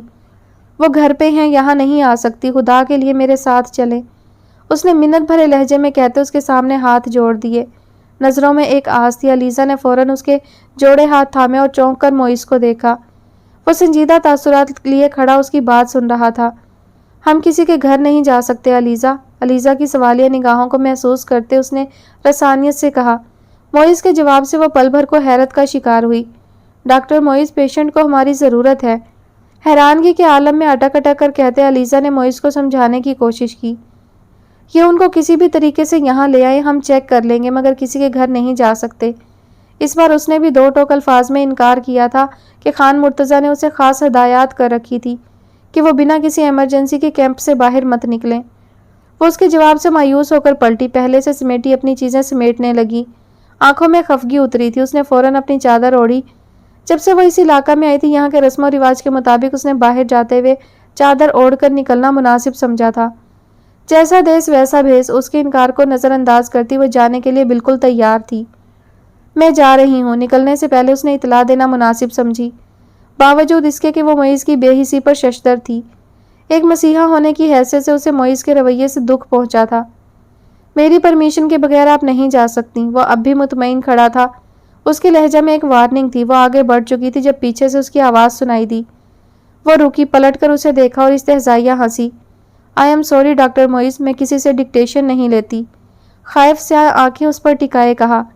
اس کے انداز میں غصہ تھا، بے رخی تھی۔ مقابل کون ہے؟ وہ یہاں کس مقصد سے ہے؟ سب فراموش کیے اسے دو ٹوک جواب دیتی، چادر سنبھالتی اس لڑکی کے پیچھے چل دی۔ وہ لڑکی علیزہ کا انتظار کیے بنا ہی تیز تیز قدموں سے آگے بڑھ گئی تھی کہ علیزہ کو دوڑ کر اس کے ساتھ ہم قدم ہونا پڑا تھا۔ معیز نے سختی سے لب بھینچ لیا، آنکھیں سکیڑے اس کی پرسوچ نگاہوں نے دور تک علیزہ کا تعقب کیا۔ کیمپ سے تقریباً 10 منٹ کی مسافت طے کرتی وہ اس کے گھر پہنچی، جہاں ایک کمرے میں اس لڑکی کی والدہ چارپائی پر لیٹی کھانسی کے دورے کی شدت سے دوہری ہو رہی تھی۔ انہیں دمہ تھا اور ان کی سانس اکھڑ رہی تھی۔ علیزہ نے فوراً ان کا معائنہ کرنے کے بعد انہیں ٹریٹمنٹ دیا۔ کچھ دیر بعد ان کی طبیعت سنبھلی اور کھانسی کی شدت میں کمی ہوئی تو اکھڑتی سانس بھی کچھ بحال ہوئی۔ جلدی وہ سکون آور انجیکشن کے زیر اثر سو گئی۔ ان کی حالت بہت خراب ہے، آپ ان کو شہر میں کیوں نہیں دکھاتے ہو؟ انہیں مکمل علاج کی ضرورت ہے۔ علیزہ نے ایک نظر سوئی ہوئی اماں کے پرسکون چہرے کو دیکھتے ہوئے اس لڑکی سے کہا، باجی ڈاکٹر کی بڑی بڑی فیسیں کہاں سے لائیں ہم؟ ابا تو ہے نہیں، بس تھوڑا بہت سلائی کا کام کر کے گھر کا خرچہ چلتا ہے۔ کوئی رشتہ دار تو ہے نہیں، جو بھی کرنا ہوتا ہے خود کرنا ہوتا ہے۔ آج اماں کی دوائی نہیں ملی تو اسی لیے طبیعت بگڑ گیا تھا۔ کل سے دوائی آ جائے گا تو اماں بالکل ٹھیک ہو جائے گا۔ خالص پختون لہجہ اپنائے وہ کہہ رہی تھی۔ علیزہ حیران اسے دیکھتی رہ گئی تھی۔ وہ چھوٹی سی عمر کی لڑکی کتنی بہادر تھی کہ اپنے نازک کندھوں پر اس گھر کا بوجھ اٹھائے پھر رہی ہے، اور یوں کہہ رہی ہے جیسے یہ سب معمول کی بات ہو۔ علیزہ نے ارد گرد کا جائزہ لیا تو اسے اندازہ ہوا کہ یہ ایک پرانی طرز کا بنا چھوٹا سا گھر تھا، جیسے اس گھر کے مکینوں نے بہت صفائی سے ترتیب دے رکھا تھا۔ گھر کے ایک حصہ میں چند مرغیاں پال رکھی تھیں اور 3-4 بکریاں بھی بندھی ہوئی تھیں۔ گھر میں جا بجا سوات کی ثقافتی کشیدہ کاری کے خوبصورت نمونے موجود تھے۔ خوبصورت کڑھائی کی شالیں ایک طرف رکھی تھی جن پہ ابھی کام جاری تھا۔ وہ جب سے اس گھر میں آئی تھی اس نے اس گھر میں کوئی مرد نہیں دیکھا تھا۔ مختلف عمروں کی 5-6 لڑکیاں اور ان کی بوڑھی بیمار ماں تھی۔ اس لڑکی سے باتوں کے دوران اسے معلوم ہوا کہ اس کا نام زرگل ہے۔ وہ 6 بہنیں ہیں۔ 10 سال پہلے ایک حادثے میں والد کی وفات ہو گئی تھی۔ جب تک والد زندہ تھے حالات آسودہ تھے۔ والدہ ایک مقامی اسکول میں ٹیچر تھی اور علاقہ کی بچیوں کو دستکاری کا کام بھی سکھاتی تھیں، لیکن 5-6 سال پہلے کسی وجہ سے وہ اسکول بھی بند ہو گیا اور آمدن کا واحد ذریعہ بھی ان سے چھن گیا تھا۔ اماں گھر پہ سلائی کا کام کر کے خرچ چلانے لگی تھی، لیکن 2 سال سے بیماری نے ایسا آ لیا کہ زندگی مشکل سے مشکل تر ہو کر رہ گئی تھی۔ کام بھی چھوٹ گیا تھا۔ 17 سالہ زرگل گھر میں سب سے بڑی تھی۔ میٹرک کے اس نے تعلیم کو خیر بات کہتے ہوئے سلائی کا کام شروع کر دیا تھا۔ وہ سلائی اور سوات کی ثقافتی دستکاری کا کام بہت اچھی طرح سے جانتی تھی۔ یہ سب کام زرگل نے اپنی والدہ سے سیکھے تھے۔ وہ لڑکی آگے پڑھنا چاہتی تھی، لیکن وسائل نہ ہونے کی بنا پہ وہ اپنے حالات سے سمجھوتا کرنے پر مجبور ہو گئی تھی۔ علیزہ نے محسوس کیا کہ زرگل کی باتوں میں ایک امید تھی، اچھے دنوں کے لوٹ آنے کی امید۔ امید دیے کی روشنی کی مانند ہوتی ہے جو پہلے مدھم ہوتی ہے، پھر یقین کی زینت اس میں شامل کی جاتی ہے، یہاں تک کہ دیے کی روشنی چارسو پھیلنے لگتی ہے اور منزل کا راستہ واضح ہونے لگتا ہے۔ اس امید کے دیے کو یقین کی زینت سے بھرے انسان جہد مسلسل کرتا آگے بڑھتا رہتا ہے اور کامیابی کی منازل طے کرتا چلا جاتا ہے۔ ایسا ہی دیا تھا میں زرگل بھی آگے بڑھنا چاہتی تھی، بس اسے ایک سہارا دینے والے ہاتھ کی ضرورت تھی۔ سہارا دینے کے لیے ضروری تو نہیں کہ انسان کا سارا بوجھ ہی کسی دوسرے کے کندھے پر ڈال دیا جائے۔ سہارا دینے کا مطلب ہے اگر انسان نشیب میں ہے تو ہاتھ بڑھا کر اس کا ہاتھ تھام لو، اور کسی کو بلندی کی جانب راغب کرنے کے لیے ہمارا بڑا ہوا ہاتھ ہی کافی ہوتا ہے۔ علیزہ کو بھی زرگل کو سہارا دینا تھا، اس کو اونچائی کی جانب راغب کرنا تھا، اس سے پہلے کہ دیے کی روشنی مدھم ہو کر بجھ جاتی۔ چینی قوم کی ایک بہت خوبصورت روایت ہے کہ کسی بھوکے کو مچھلی پکڑ کر مت دو، بلکہ اس کو مچھلی پکڑنے کا کانٹا تھما دو کہ وہ خود مچھلی پکڑنا سیکھ جائے۔ علیزہ بھی ایک ایسا ہی کانٹا زرگل کو تھمانا چاہتی تھی جس کو تھام کر وہ زندگی گزارنے کے ڈھنگ سیکھ کر ایک عظیم سروائیول بن سکتی تھی۔ زرگل سے باتوں کے دوران علیزہ کو ایک ایسا جگنو مل گیا تھا جس کو تھامے وہ اس گھر کے لیے بہت کچھ کر سکتی تھی۔ جگنو کی تھوڑی سی روشنی کسی بھی اناڑی کو رستہ دکھا سکتی تھی۔ علیزہ تو اس کام میں ماہر تھی، اس نے تو رستہ تلاشنا ہی سیکھا تھا۔ ایک جگنو وہ تھام چکی تھی، اب دیکھنا یہ تھا کہ وہ اس کی روشنی میں کہاں تک کا سفر طے کر پاتی ہے۔ اپنی سوچ پہ وہ دل ہی دل میں مسکراتی ان سے اجازت لیتی باہر نکل آئی، لیکن نکلنے سے پہلے وہ زرگل کو کیمپ آ کر اماں جی کا تفصیلی معائنہ کروانے کی تاکید کرنا نہیں بھولی تھی۔ کراچی کے ساحل سمندر پر ڈھلتی شام اب رات کی مکمل تاریکی میں بدل چکی تھی۔ شام سے اپنے کمرے میں بند رابیل نور اپنی زندگی کے سود و زیاں کا حساب کتاب کرتی تھک کر اسٹڈی میں چلی آئی تھی۔ جب تک منصور حسین زندہ تھے یہ اسٹڈی نما کمرہ ان کے زیر استعمال رہا تھا۔ اس کمرے میں آ کر انہیں ہمیشہ یوں لگتا تھا جیسے وہ سامنے آ بیٹھے ہوں۔ آج بھی اس کمرے سے ان کی خوشبو محسوس ہوتی تھی۔ ان کی وفات کے بعد رابیل نے ان کی ہر چیز یوں ہی سنبھال کر رکھی تھی جیسے وہ رکھا کرتے تھے۔ اگر اس کمرے سے کچھ لیا تھا تو صرف وہ کالی ڈائری جو اب رابیل کے کمرے میں موجود انہیں زندگی کے ہونے کا احساس دلاتی تھی۔ زندگی کی آخری سانس تک انہوں نے صرف رابیل کے بارے میں ہی سوچا تھا۔ بلا شبہ وہ ایک شفیق باپ تھے، لیکن افسوس رابیل ان کی اچھی بیٹی نہیں بن سکی تھی۔ دروازے کے قریب موجود اسٹڈی ٹیبل کی کرسی پر بیٹھ کر میز کے کناروں پر ہاتھ پھیرتی وہ ان کی عنایات اور نوازشات یاد کرنے لگی۔ یادوں کے دریچے کھلنے لگے اور سوچے ماضی کے زینے پھلانگتی 20 سال پیچھے جا پہنچی۔ رابیل نے زندگی کی کسوٹی سے تھک کر میز پر باہیں پھیلا کر ان پر سر ٹکا دیا اور آنکھیں موند لیں۔ کراچی کے رہائشی منصور حسین ایک اخبار کے ایڈیٹر تھے۔ وہ بہت ایماندار اور رکھ رکھاؤ والے انسان تھے۔ اپنی زندگی کے 35 سال وہ اس شعبہ سے منسلک رہے۔ انہوں نے ہمیشہ اپنی نجی اور پیشہ ورانہ زندگی کو ایک دوسرے سے الگ رکھا تھا۔ گھر کی پریشانی کبھی دفتر میں نہیں لے کر آتے تھے۔ یہی وجہ تھی کہ دفتر میں سب ان کے اخلاق سے بہت متاثر تھے، ان کی بہت عزت کرتے تھے اور اکثر اپنی پریشانیوں کے حل کے لیے مشورہ لینے انہی کے پاس چلے آتے تھے۔ ان کی عمر 60 کے لگ بھگ تھی، لیکن ان کا جوش اور کام سے محبت انہیں ابھی تک جوان رکھے ہوئے تھی۔ منصور صاحب آپ سے کوئی خاتون ملنے آئی ہے۔ شام کے 7 بج رہے تھے۔ وہ اپنے دفتر میں موجود تھے۔ آفس کے تمام ملازمین جا چکے تھے، لیکن کچھ مصروفیت کی وجہ سے وہ ابھی تک دفتر میں ہی موجود تھے جب گیٹ کیپر نے کسی خاتون کے آنے کی اطلاع دی۔ کون ہے؟ منصور حسین کاغذ قلم تھامے تیز تیز کچھ لکھنے میں مصروف تھے۔ ذرا کی ذرا نظر اٹھا کر اپنی اینک لگی آنکھوں سے واچ مین کو دیکھا اور پوچھا۔ معلوم نہیں سر، نام نہیں بتا رہی۔ اس بار وہ متحیر ہوئے۔ کچھ پل آنکھیں سکیڑے لب بھینچے اسے دیکھتے رہے۔ اچھا بھیج دو، ہوگی بیچاری کوئی شوہر یا سسرال کی ستائی، سن لیتے ہیں اس کی بھی داستان۔ سر جھٹکتے پھر سے اپنے کام میں مصروف ہو گئے۔ کچھ دیر بعد آہٹ پر سر اٹھا کر دیکھا۔ دروازے کے قریب ایک 26-27 سال کی لڑکی کو استادہ دیکھا۔ وہ 3-3.5 سالہ بچی کا ہاتھ تھامے کھڑی تھی۔ قلم ہاتھ سے چھوٹ گیا۔ نگاہوں میں پہلا تاثر بے یقینی کا اور دوسرا تاثر غصے کا ابھرا تھا۔ کیوں آئی ہو یہاں؟ وہ اپنی جگہ سے کھڑے ہوئے مقابل پر گھرائے، اس بات کا خیال کیے بنا کہ مقابل سہنے کی حالت میں ہے کہ نہیں۔ ابا میں گھر گئی تھی، معلوم ہوا آپ نے بیچ دیا ہے، اب آپ وہاں نہیں رہتے۔ بڑی سی چادر اوڑے تڑپ کر وہ کچھ آگے آئی۔ بکھرے بال، ملگجہ لباس، آنکھوں کے نیچے ہلکے رت جگہ کا کماز تھی۔ پھولی ہوئی سانسیں چیخ چیخ کر اس کے بیمار اور نحیف ہونے کا اعلان کر رہی تھیں، لیکن وہ سب نظر انداز کر گئے۔ ہاں، جو تمغہ تم ہمارے گلوں میں ڈال کر گئی تھی، اس کے بعد ہم وہاں کیسے رہ سکتے تھے؟ اب یہاں میرا تماشا بنوانے آئی ہو؟ انہوں نے درشت لہجے میں کہا۔ نہیں ابا، میں صبح سے آپ کے دفتر کے باہر بیٹھی تھی، آپ باہر نہیں نکلے تو اندر چلی آئی۔ وہ تڑپ کر آگے بڑھی۔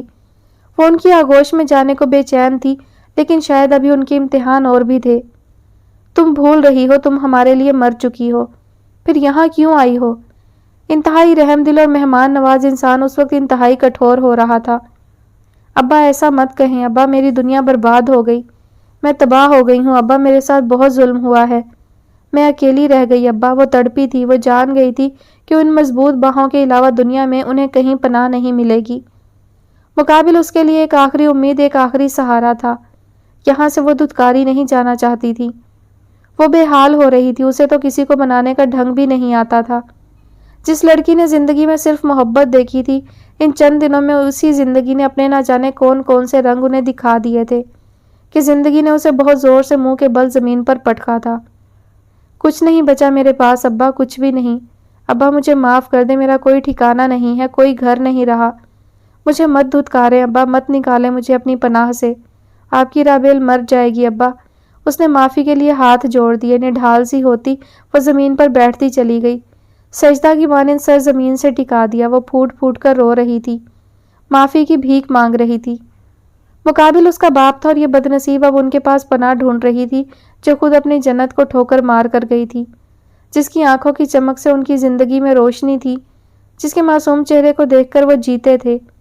ہمیشہ باپ کی گاڑی پہ سفر کرنے والی نازک اندام ان کی بیٹی جانے کتنی مسافتوں کا سفر طے کر کے اس شکستہ حالی میں ان تک پہنچی تھی۔ اٹھو یہاں سے، کیا تماشا لگا رہی ہو؟ اس کے بلک بلک کر رونے پر ان کا دل نرم پڑا، مگر چہرے کے تاثرات نہیں بدلے تھے۔ کچھ دیر بعد وہ ضبط کرتے اس کو اپنے ساتھ لیے گھر چلے آئے۔ اماوس رات کا گھوپ اندھیرا اس ویران اپارٹمنٹ میں اترا ہوا تھا۔ انہوں نے لائٹ جلائی تو اپارٹمنٹ کی تاریکی میں مصنوعی روشنی پھیل گئی، بالکل ان کی زندگی کی مصنوعی خوشیوں کی طرح۔ منصور حسین کے پاس چند سال پہلے تک ایک کشادہ گھر تھا، لیکن 4 سال پہلے وہ گھر بیچ کر یہ اپارٹمنٹ خریدا تھا اور گزشتہ 4 سال سے وہ یہاں گمنامی کی زندگی بسر کر رہے تھے۔ گھر سے آفس اور آفس سے گھر تک کا سفر طے کرتے ان کا دن تمام ہوتا تھا۔ رشتہ داروں سے ملنا ملانا نہ ہونے کے برابر تھا۔ اس روز اپنی تباہ حال زندگی کے شروع ہو جانے کے بعد رابیل نے پہلا لڑکھڑاتا قدم اپنے باپ کی دہلیز پر رکھا تھا۔ وہ خود اس جنت کو چھوڑ کر گئی تھی اور اب ایک بار پھر یوں واپس آئی تھی کہ یہ جنت ان کو پرائی لگ رہی تھی۔ گھر میں ایک ہستی کی کمی محسوس ہوئی تو وہ بے اختیار پوچھ بیٹھی، ابا اماں کہاں ہے؟ وہ اپنی سٹڈی کی جانب بڑھ رہے تھے۔ عام حالات میں بھی ان کا زیادہ تر قیام سٹڈی میں ہی ہوتا تھا اور آج تو کمرے میں جانے کا سوال ہی پیدا نہیں ہوتا تھا۔ اس کی نحیف زدہ آواز پر لمحہ بھر کو ٹھہرے، سینے میں ایک درد اٹھا۔ جن ماؤں کی تم جیسی بیٹیاں ان کو زندہ قبر میں اتار کر چلی جاتی ہیں، پھر وہ مائیں زیادہ عرصہ اس قبر میں سانس نہیں لے پاتی اور ہمیشہ کے لیے منو مٹی تلے دفن ہو جاتی ہیں۔ پلٹے بنا انہوں نے جواب دیا۔ وہ اپنی جگہ ساکت رہ گئی۔ اس کی سہیلی جیسی ماں اس دنیا میں نہیں رہی اور اسے خبر ہی نہ ہو سکی۔ ایک اور نقصان۔ وہ ماتم مناتی بھی تو اپنے کس کس غم کا مناتی۔ تمہیں ایک لاوارث انسان سمجھ کر اس گھر میں لایا ہوں۔ بہتر ہوگا جتنی جلدی ہو سکے اس گھر سے چلی جانا، اور جب تک یہاں رہو غلطی سے بھی میرے سامنے مت آنا۔ ایک نیا حکم صادر کرتے وہ اپنے کمرے میں چلے گئے۔ وہ ساکت و سامت جہاں کی تہاں کھڑی رہ گئی۔ اس نے کیا کچھ کھو دیا ایک شراب کے پیچھے۔ حساب لگانے بیٹھتی تو سوائے شدید خسارے کے کچھ ہاتھ نہیں آتا۔ رابیل نور کی زندگی کی آزمائش شروع ہو چکی تھی۔ اگلی صبح منصور حسین بنا کچھ کھائے جلدی دفتر چلے گئے تھے، البتہ جانے سے پہلے وہ ایک سرسری سی نگاہ بند دروازے پر ڈالنا نہیں بھولے تھے۔ 2 دن یوں ہی گزر گئے، انہوں نے دوبارہ اس کو نہیں دیکھا تھا۔ ان کا معمول تھا کہ وہ جلدی گھر سے نکل جاتے اور رات کو لیٹ گھر آتے تھے۔ ناشتہ اور لنچ بھی دفتر میں کرنے لگے تھے۔ یہ تیسرے روز کی رات کا ذکر ہے۔ وہ حسب معمول رات کے تقریباً 1 بجے گھر پہنچے۔ اپنی سٹڈی میں آ کر انہوں نے میز پر اپنا دستی بستہ رکھا۔ سٹڈی کمرے میں کونے میں ایک میز، کرسی اور بے شمار کتابوں کے علاوہ ایک سنگل بیڈ بھی موجود تھا۔ ابھی وہ سونے کی نیت سے لیٹنے کا ارادہ لیے ہوئے ہی تھے کہ بلی کی طرح 2 سیاہ چمکدار آنکھوں نے دروازے کی ہلکی سی درز سے اندر جھانکا۔ وہ چونکے، اس وجود کو تو وہ بالکل فراموش کر چکے تھے۔ 3.5 سالہ بچی ڈری سہمی سی کھڑی انہیں دیکھ رہی تھی، بالکل خاموش۔ اس کے وجود میں ایک پسمردگی سی اتری ہوئی تھی۔ 3 دن پرانا فراق اب جگہ جگہ سے میلا ہو چکا تھا۔ ایک لمحہ کو ان کا دل پسیج کر رہ گیا۔ انہوں نے ہاتھ کے اشارے سے اس کو اپنے قریب بلایا۔ گھڑی کو دیکھا تو رات کے 2 بجنے میں کچھ ہی منٹ باقی تھے۔ کیا بات ہے، تم ابھی تک سوئی کیوں نہیں ہو؟ وہ چلتی ہوئی اندر آ گئی، مگر ان کے نزدیک جانے کی بجائے میز کے قریب کھڑی ہو گئی۔ سیاہ آنکھیں ان پر ٹکی تھیں۔ نیند نہیں آ رہی؟ وہ اس سے چھوٹے چھوٹے سوال پوچھ رہے تھے، لیکن وہ بالکل خاموش ساکت کھڑی انہیں دیکھ رہی تھی۔ وہ سوچ رہے تھے کہ ایک بچہ آدھی رات کو کیوں جاگ رہا ہے کہ یکدم ان کے ذہن میں خیال آیا، بھوک لگی ہے۔ وہ اس بار بھی خاموش رہی۔ تم نے کھانا کھایا ہے؟ پہلی بار دروازے کے پاس کھڑے اس وجود نے حرکت کی تھی۔ پہلی بار اس کا سر ہلا تھا اور جس سمت ہلا تھا اس نے منصور حسین کو پورے قد سے ہلا کر رکھ دیا تھا۔ وہ نفی میں سر ہلا رہی تھی اور اس کی آنکھوں میں हल्की सी नमी उतरी थी। मंसूर हुसैन भौंचका रह गए। वो फौरन उठकर किचन में गए, फ्रिज खोला। 2 अंडे, चंद डबल रोटी के बासी टुकड़े और दूध का एक छोटा डब्बा उनका मुंह चिढ़ा रहा था। जाने उस बच्ची ने कितने दिन से कुछ नहीं खाया था। वो इस बच्ची के सब्र पर शशदर रह गए। उन्हें खुद पे भी शदीद गुस्सा आया और कमरे का दरवाज़ा बंद किए उस बेहिस वजूद पे भी, जो खुद भी 2 दिन से भूखी थी और बच्ची को भी जाने कब से भूखा रखा हुआ था। वो तो शायद उसके वजूद से ही लापरवाह थी। ना अच्छी बेटी बन सकी, ना अच्छी माँ। सर झटकते उन्होंने सोचा, इस बात से बेखबर कि उनकी बेटी अपनी ममता भी लुटाकर यहाँ पहुंची है। हवा की बेटी को इस दुनिया ने उसकी जन्नत से तही दामा करके निकाला था। उन्होंने जल्दी से दूध गर्म किया, किचन के केबिन से एक बिस्किट का पैकेट निकाला और लाकर उसके सामने टेबल पर रखा, जिसे वह फौरन खाने लगी। उसके मुकाबिल कुर्सी पर बैठे वो देख रहे थे कि बच्ची शदीद भूख के बावजूद बहुत एहतियात और निफासत से खा रही थी। खाने से फरागत के बाद वो खामोशी से उठी और हाथ धोकर वापस आई। वो गहरी नज़रों से मुसलसल उसे ही देख रहे थे। बज़ाहिर 3 साल की बच्ची अपनी उम्र से 2 गुना बड़े बच्चों वाली आदत लिए हुए थी। बेख्तियार उन्हें वो बहुत प्यारी, बहुत अपनी अपनी सी लगी। उसकी स्याह आंखों में तजस्सुस की परछाइयाँ थीं। उसे लिए वो दोबारा स्टडी में चले आए। वो बच्ची खामोशी से उनके बेड पर जा लेटी और एक तरफ होकर जगह बनाती उनको देख रही थी, जैसे कह रही हो, आप यहाँ सो जाएं। वो मुस्कुराए, लेटने की बजाय उसके करीब बैठ गए और उसके बिखरे स्याह बाल सहलाने लगे। फिर ख्याल आने पर उससे पूछा, तुम्हारा नाम क्या है? नूर, उसने कहा तो वो बेख्तियार चौंके। एक वक्त था उन्हें यह नाम बहुत पसंद था। राबेल को उन्होंने दूसरा नाम नूर दे रखा था, लेकिन आज उन्हें यह नाम अच्छा नहीं लगा। कुछ पल उसे देखते रहे, फिर बोले, नहीं, तुम अलीज़ा हो, मेरी अलीज़ा, खुशी देने वाली प्यारी लड़की, सबको खुश रखने वाली।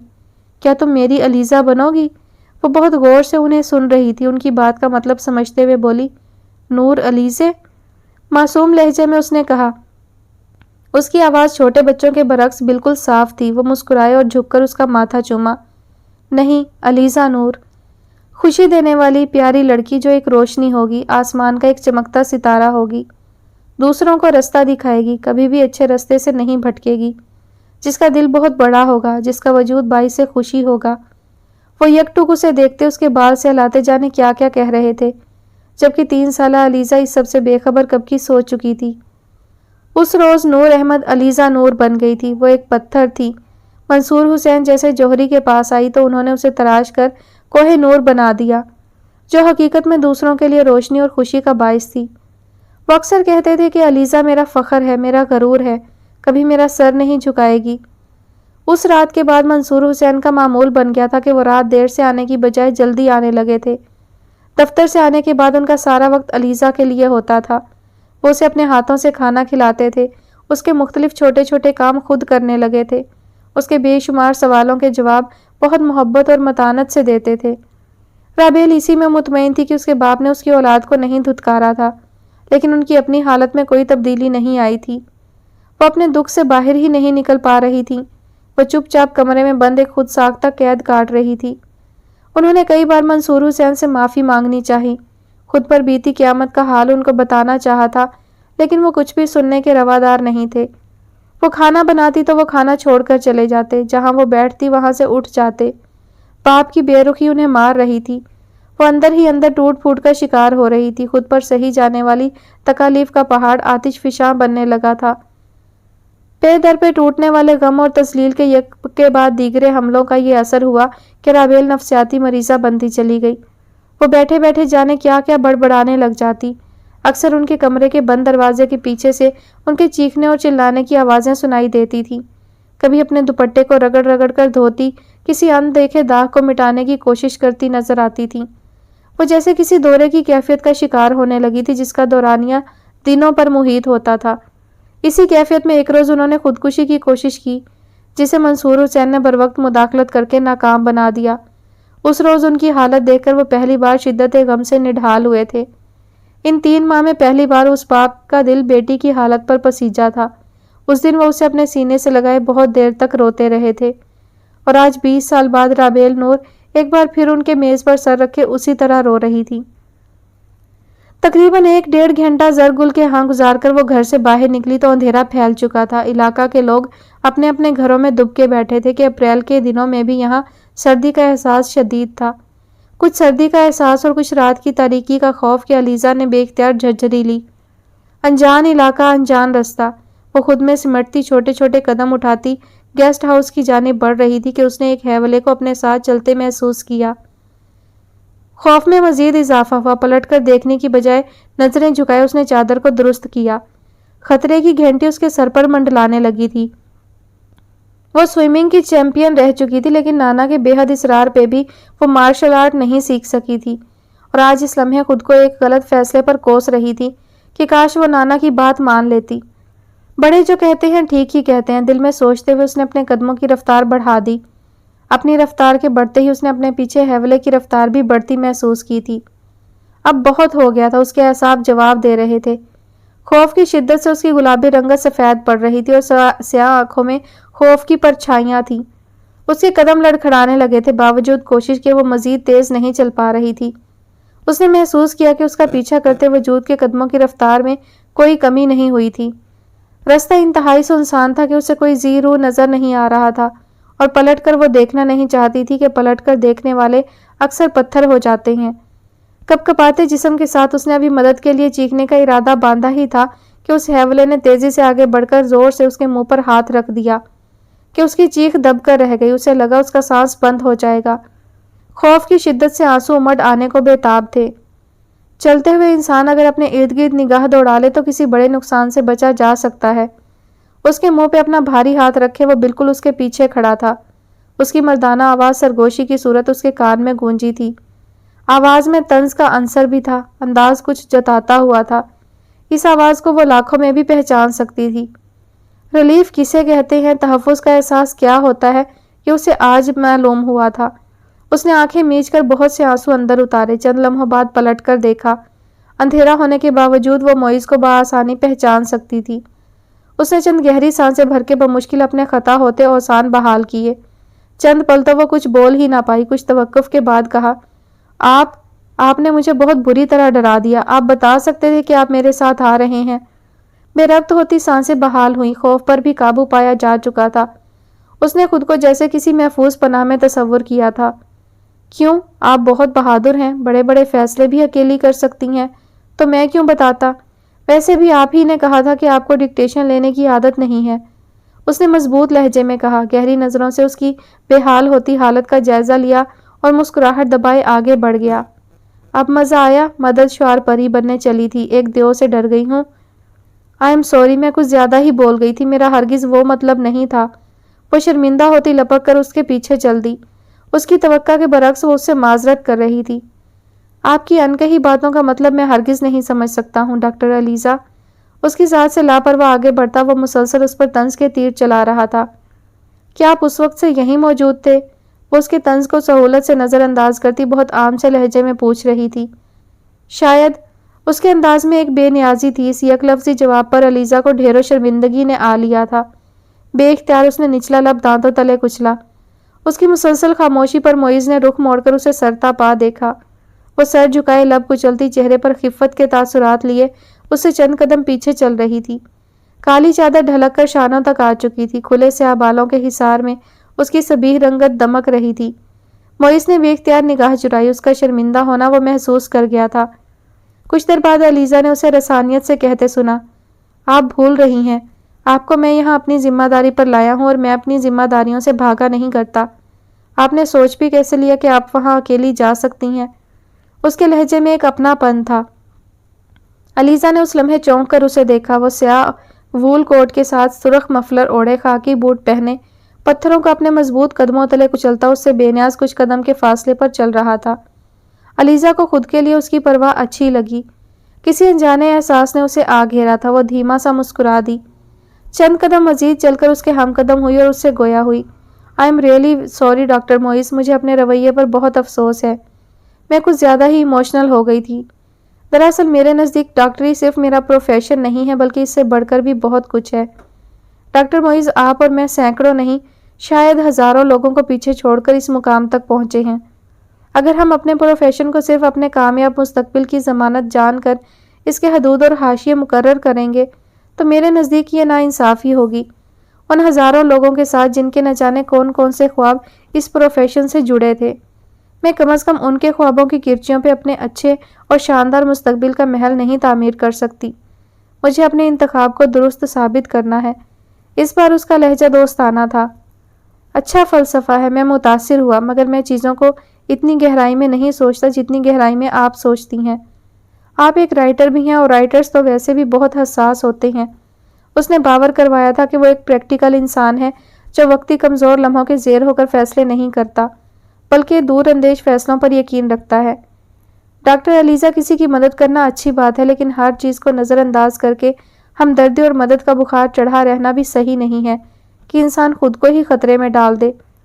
یہ علاقہ خان انکل کے سیاسی حریف کا ہے اور وہ ہمیں ٹریپ کرنے کو کوئی بھی جال پھینک سکتے ہیں۔ کوٹ کی جیب میں ہاتھ ڈالے وہ دونوں ساتھ ساتھ آگے بڑھ رہے تھے۔ 13ویں کے چاند کی روشنی ہر سو پھیلی ہوئی تھی۔ چھوٹی چھوٹی جنگل نما جھاڑیوں سے صرف جھینگر کی آواز سنائی دے رہی تھی۔ ایسی بات نہیں ہے، مجھے کسی کی مدد کا بخار نہیں چڑھا، وہ مسکرائی۔ موئز، مجھے یہی سکھایا گیا ہے کہ مدد کے لیے آنے والوں کو کبھی خالی ہاتھ مت لوٹاؤ۔ کوئی بہت مجبور ہو کر ہمارا انتخاب کرتا ہے۔ بے دھیانی میں تیزی سے اسے موئز کہہ گئی تھی کہ یکایک احساس ہونے پر وہ کچھ پل کے لیے خاموش ہوئی۔ آئی ایم سوری، زبان بے اختیار دانتوں تلے دبائی وہ رک گئی تھی۔ اٹس اوکے، آپ مجھے موئز کہہ سکتی ہیں۔ ہر وقت ڈاکٹر کا سیگا لگانا ضروری نہیں ہے۔ چلتے ہوئے رک کر اس نے ذرا کی ذرا رخ موڑ کر اسے دیکھا۔ وہ مسکرا رہا تھا۔ اسے دیکھتی ایلیزا بھی اس کے دیکھنے پر خفت سے مسکرا دی۔ ڈاکٹر موئز، مجھے اپنے نانا کی ایک بات بہت پسند ہے۔ ایلیزا نے چند قدم مزید اس کی سنگت میں آگے بڑھائے۔ وہ کیا؟ اس کے دوبارہ ڈاکٹر کہنے پر اس کے لبوں پر دھیمی سی مسکراہٹ ابھری۔ پتہ نہیں کس دنیا سے آئی ہے، خفیف سا سر جھٹک کر استفسار کیا۔ وہ اکثر کہا کرتے تھے کہ دوسروں کی ذات پہ کیے احسان اور دوسروں کے لیے کیے گئے اچھے کام کبھی ضائع نہیں جاتے ہیں، بلکہ ایک روز پلٹ کر اپنے اصل تک ضرور آتے ہیں۔ سنگ چلتے وہ تقریباً گیسٹ ہاؤس کے قریب پہنچ چکے تھے کہ دور سے گیسٹ ہاؤس کی روشنیاں دکھائی دینے لگی تھیں۔ اچھا کہتے تھے، وہ متاثر ہوا تھا اور کھلے دل سے ان کی تعریف کی۔ دیکھتے ہیں آپ کے اچھے کام کب پلٹ کر آپ تک آئیں گے۔ ابھی ذرا تیز چلیں، کہیں ایسا نہ ہو ڈاکٹر نعمان آپ کو گیسٹ ہاؤس کے گیٹ سے ہی واپس پلٹا دیں۔ پھر گزارتی رہیے گا رات اس روشن چاند اور کھلے آسمان تلے۔ شاید آدھی رات کو اس جنگل کا کوئی ذی روح بھی آپ کے احسان سے فیضیاب ہونے نکل پڑے۔ موئز کے لہجے میں شرارت تھی۔ اس کی سنجیدہ سی بات کے جواب میں موئز کی غیر سنجیدہ بات پر وہ بے اختیار ہنستی چلی گئی تھی۔ فضا میں اس کی ہنسی کی مدھر سی سرگوشی گونج رہی تھی۔ کچھ گھنٹے پہلے کی تلخی زائل ہو چکی تھی۔ وہ مسکراتی تیز تیز قدموں سے اس کے پیچھے چل دی کہ ڈاکٹر نعمان سے کچھ بھی بعید نہیں تھا۔ اگلے چند دن انتہائی مصروف گزرے۔ انہیں سوات آئے 8-9 دن ہو چکے تھے اور ایک ہفتہ کا مزید قیام تھا۔ 3 مختلف علاقوں میں کیمپ کامیاب طور پر مکمل ہو چکے تھے۔ کیمپ جانے کے لیے انہیں جیپ پر جانا ہوتا تھا کہ وہ علاقے چار باغ سے کچھ فاصلے پر تھے۔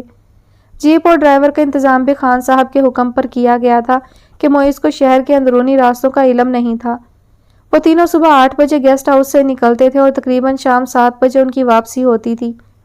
علیزہ واپس آنے کے بعد ان چند دنوں میں 1-2 بار ہی زرگل کے گھر جا پائی تھی، جبکہ وہ اگلے روز اپنی والدہ کے ساتھ آ کر ان کا تفصیلی معائنہ کروا چکی تھی۔ وہ اس لڑکی کے لیے کچھ کرنا چاہتی تھی اور جو وہ کرنا چاہتی تھی اس کے لیے خان صاحب سے ملنا بہت ضروری تھا، لیکن ان سے اس کی ملاقات نہیں ہو پا رہی تھی۔ اس روز بھی وہ صبح اٹھ کر فریش ہو کر کچن میں چلی آئی۔ فضل محمد کی بیوی کی طبیعت کل رات سے خراب تھی۔ علیزہ نے انہیں دوائی دے کر آرام کرنے کی تاکید کر رکھی تھی، اسی لیے آج سب کا ناشتہ اسے ہی بنانا تھا۔ اس نے لیمن کلر کی لمبی انارکلی فراک زیب تن کر رکھی تھی۔ وہ زیادہ تر پوری آستین کی لمبی فراک پہنتی تھی کہ مغلیہ طرز کی سادہ فراک اس کا پسندیدہ لباس تھا۔ دوپٹہ اچھے سے سینے پر پھیلا رکھا تھا، کھلے سیاہ بال پشت پر جھول رہے تھے اور کانوں میں ہمہ وقت ڈائمنڈ کے چھوٹے چھوٹے ٹاپس موجود ہوتے تھے۔ یہ ٹاپس اس کو نانا نے میٹرک میں پوزیشن لینے پر خرید کر دیے تھے۔ موئز منہ ہاتھ دھو کر رات کے سلیپنگ ٹراؤزر شرٹ میں ملبوس اس سب سے بے خبر حال میں چلا آیا۔ کونے میں بڑی سی کھڑکی کے سامنے رکھے صوفے پر بیٹھا اور ٹانگیں لمبی کر کے سامنے رکھے لکڑی کے میز پر ٹکا دی۔ کھڑکی سے باہر لان کا منظر اسے صاف دکھائی دے رہا تھا۔ ابھی کچھ ہی دیر ہوئی تھی کہ علیزہ اس کے لیے جوس لیے چلی آئی۔ ایک نظر اس کو دیکھا، وہ بہت آرام دہ حالت میں سینے پر بازو باندھے میز پر رکھے پیر جھلا رہا تھا، آنکھیں موند رکھی تھی۔ علیزہ نے دھیما سا گلا کھنکار کر اسے مخاطب کر کے متوجہ کرنے کی کوشش کی۔ وہ اس کی آواز پر چونکا، فوراً سیدھا ہو کر بیٹھا اور اس سے استفسار کیا، آپ کچن میں کیا کر رہی ہیں اور فضل محمد کی بیوی کہاں ہے؟ اس کے ہاتھ میں تھامی ٹرے میں موجود گلاس کو دیکھ کر حیرت سے پوچھا۔ موئز کی عادت تھی کہ وہ صبح اٹھتے فریش اورنج جوس لیتا تھا، پھر تیار ہونے جاتا تھا۔ ان کی طبیعت کچھ ٹھیک نہیں تھی، دوا دی ہے، دوپہر تک ٹھیک ہو جائیں گی۔ وہ اب جھک کر گلاس میز پر رکھ رہی تھی، سیاہ بال لہرا کر سینے پر پھیل گئے۔ ایک جھٹکے سے ان کو پیچھے کرتی وہ اس سے پوچھ رہی تھی، آپ ناشتہ میں کیا لیں گے؟ وہ ٹرے ہاتھ میں تھامے کھڑی تھی، جبکہ وہ اسے حیرت سے تکتا اس کے اچھے کاموں کی فہرست تیار کر رہا تھا۔ ناشتہ بھی آپ بنائیں گی؟ وہ مزید حیران ہوا۔ جی، کیا میں نہیں بنا سکتی؟ اس نے پلکیں جھپکیں، وہ اس کی حیرت پر حیرت زدہ تھی۔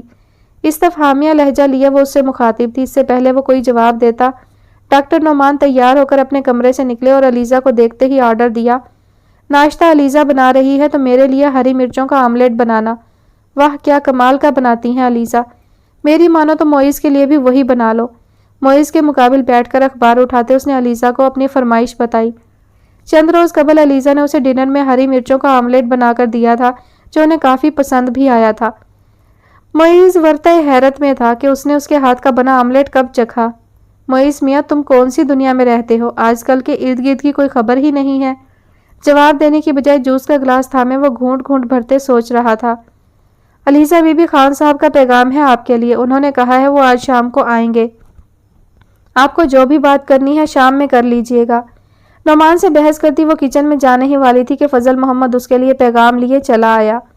فضل محمد کے پیغام دینے پر موئز نے چونک کر پہلے فضل محمد کو پھر علیزہ کو دیکھا، جس کے چہرے کے تاثرات تیزی سے بدلے تھے، جیسے اسے ان کے آنے کا سن کر بہت خوشی ہوئی ہو۔ کون سی بات؟ حیرت کا شکار موئز نے بے اختیار پوچھا۔ گلاس ہاتھ میں تھام رکھا تھا، حیران سوالیہ نگاہیں اس پر ٹکی تھیں۔ کچھ کام تھا ان سے، آپ کے لیے ناشتہ کیا بناؤں؟ اس کی بات بدلتی وہ ایک بار پھر اس سے پوچھ رہی تھی۔ اپنی بات نظر انداز کیے جانے پر وہ غصے سے تل ملا اٹھا تھا۔ بھوری آنکھیں اس کی سیاہ آنکھوں پر ٹکائی اور قدم چلتا اس کے قریب آیا۔ نگاہیں ہنوز اس پر ٹکی تھی اور ان میں خفگی کا تاثر لیے اسے گھور رہا تھا۔ کچھ توقف کے بعد علیزہ نے اسے کہتے سنا، کچھ بھی بنا لیں، پچھلے کچھ دنوں سے بے وقوف تو بنا ہی رہی ہیں۔ تنک کر کہتے اس نے ہاتھ میں پکڑا جوس کا گلاس اس کے ہاتھ میں تھامی ٹرے میں پٹکا اور اپنے کمرے کی جانب چل دیا۔ کمرے میں پہنچ کر اس نے کمرے کا دروازہ زور سے بند کیا کہ علیزہ اچھل کر رہ گئی۔ جوس چھلک کر اس کے کپڑوں پر جا گرا، وہ اس کے رد عمل پر ششدر تھی۔ اس نے پریشان چہرہ لیے ڈاکٹر نعمان کی طرف دیکھا تو انہوں نے کندھے اچکا دیے، جیسے کہہ رہے ہوں کیا کر سکتے ہیں۔ وہ مزید پریشان ہو گئی کہ موئز کی ناراضگی اسے کھٹک رہی تھی۔ پریشان مت ہو، وہ ٹھیک ہو جائے گا، میں دیکھ لوں گا اسے۔ نعمان نے اس کی پریشان صورت دیکھتے ہوئے اسے تسلی دینے کے انداز میں کہا تو وہ پھیکا سا مسکرا دی۔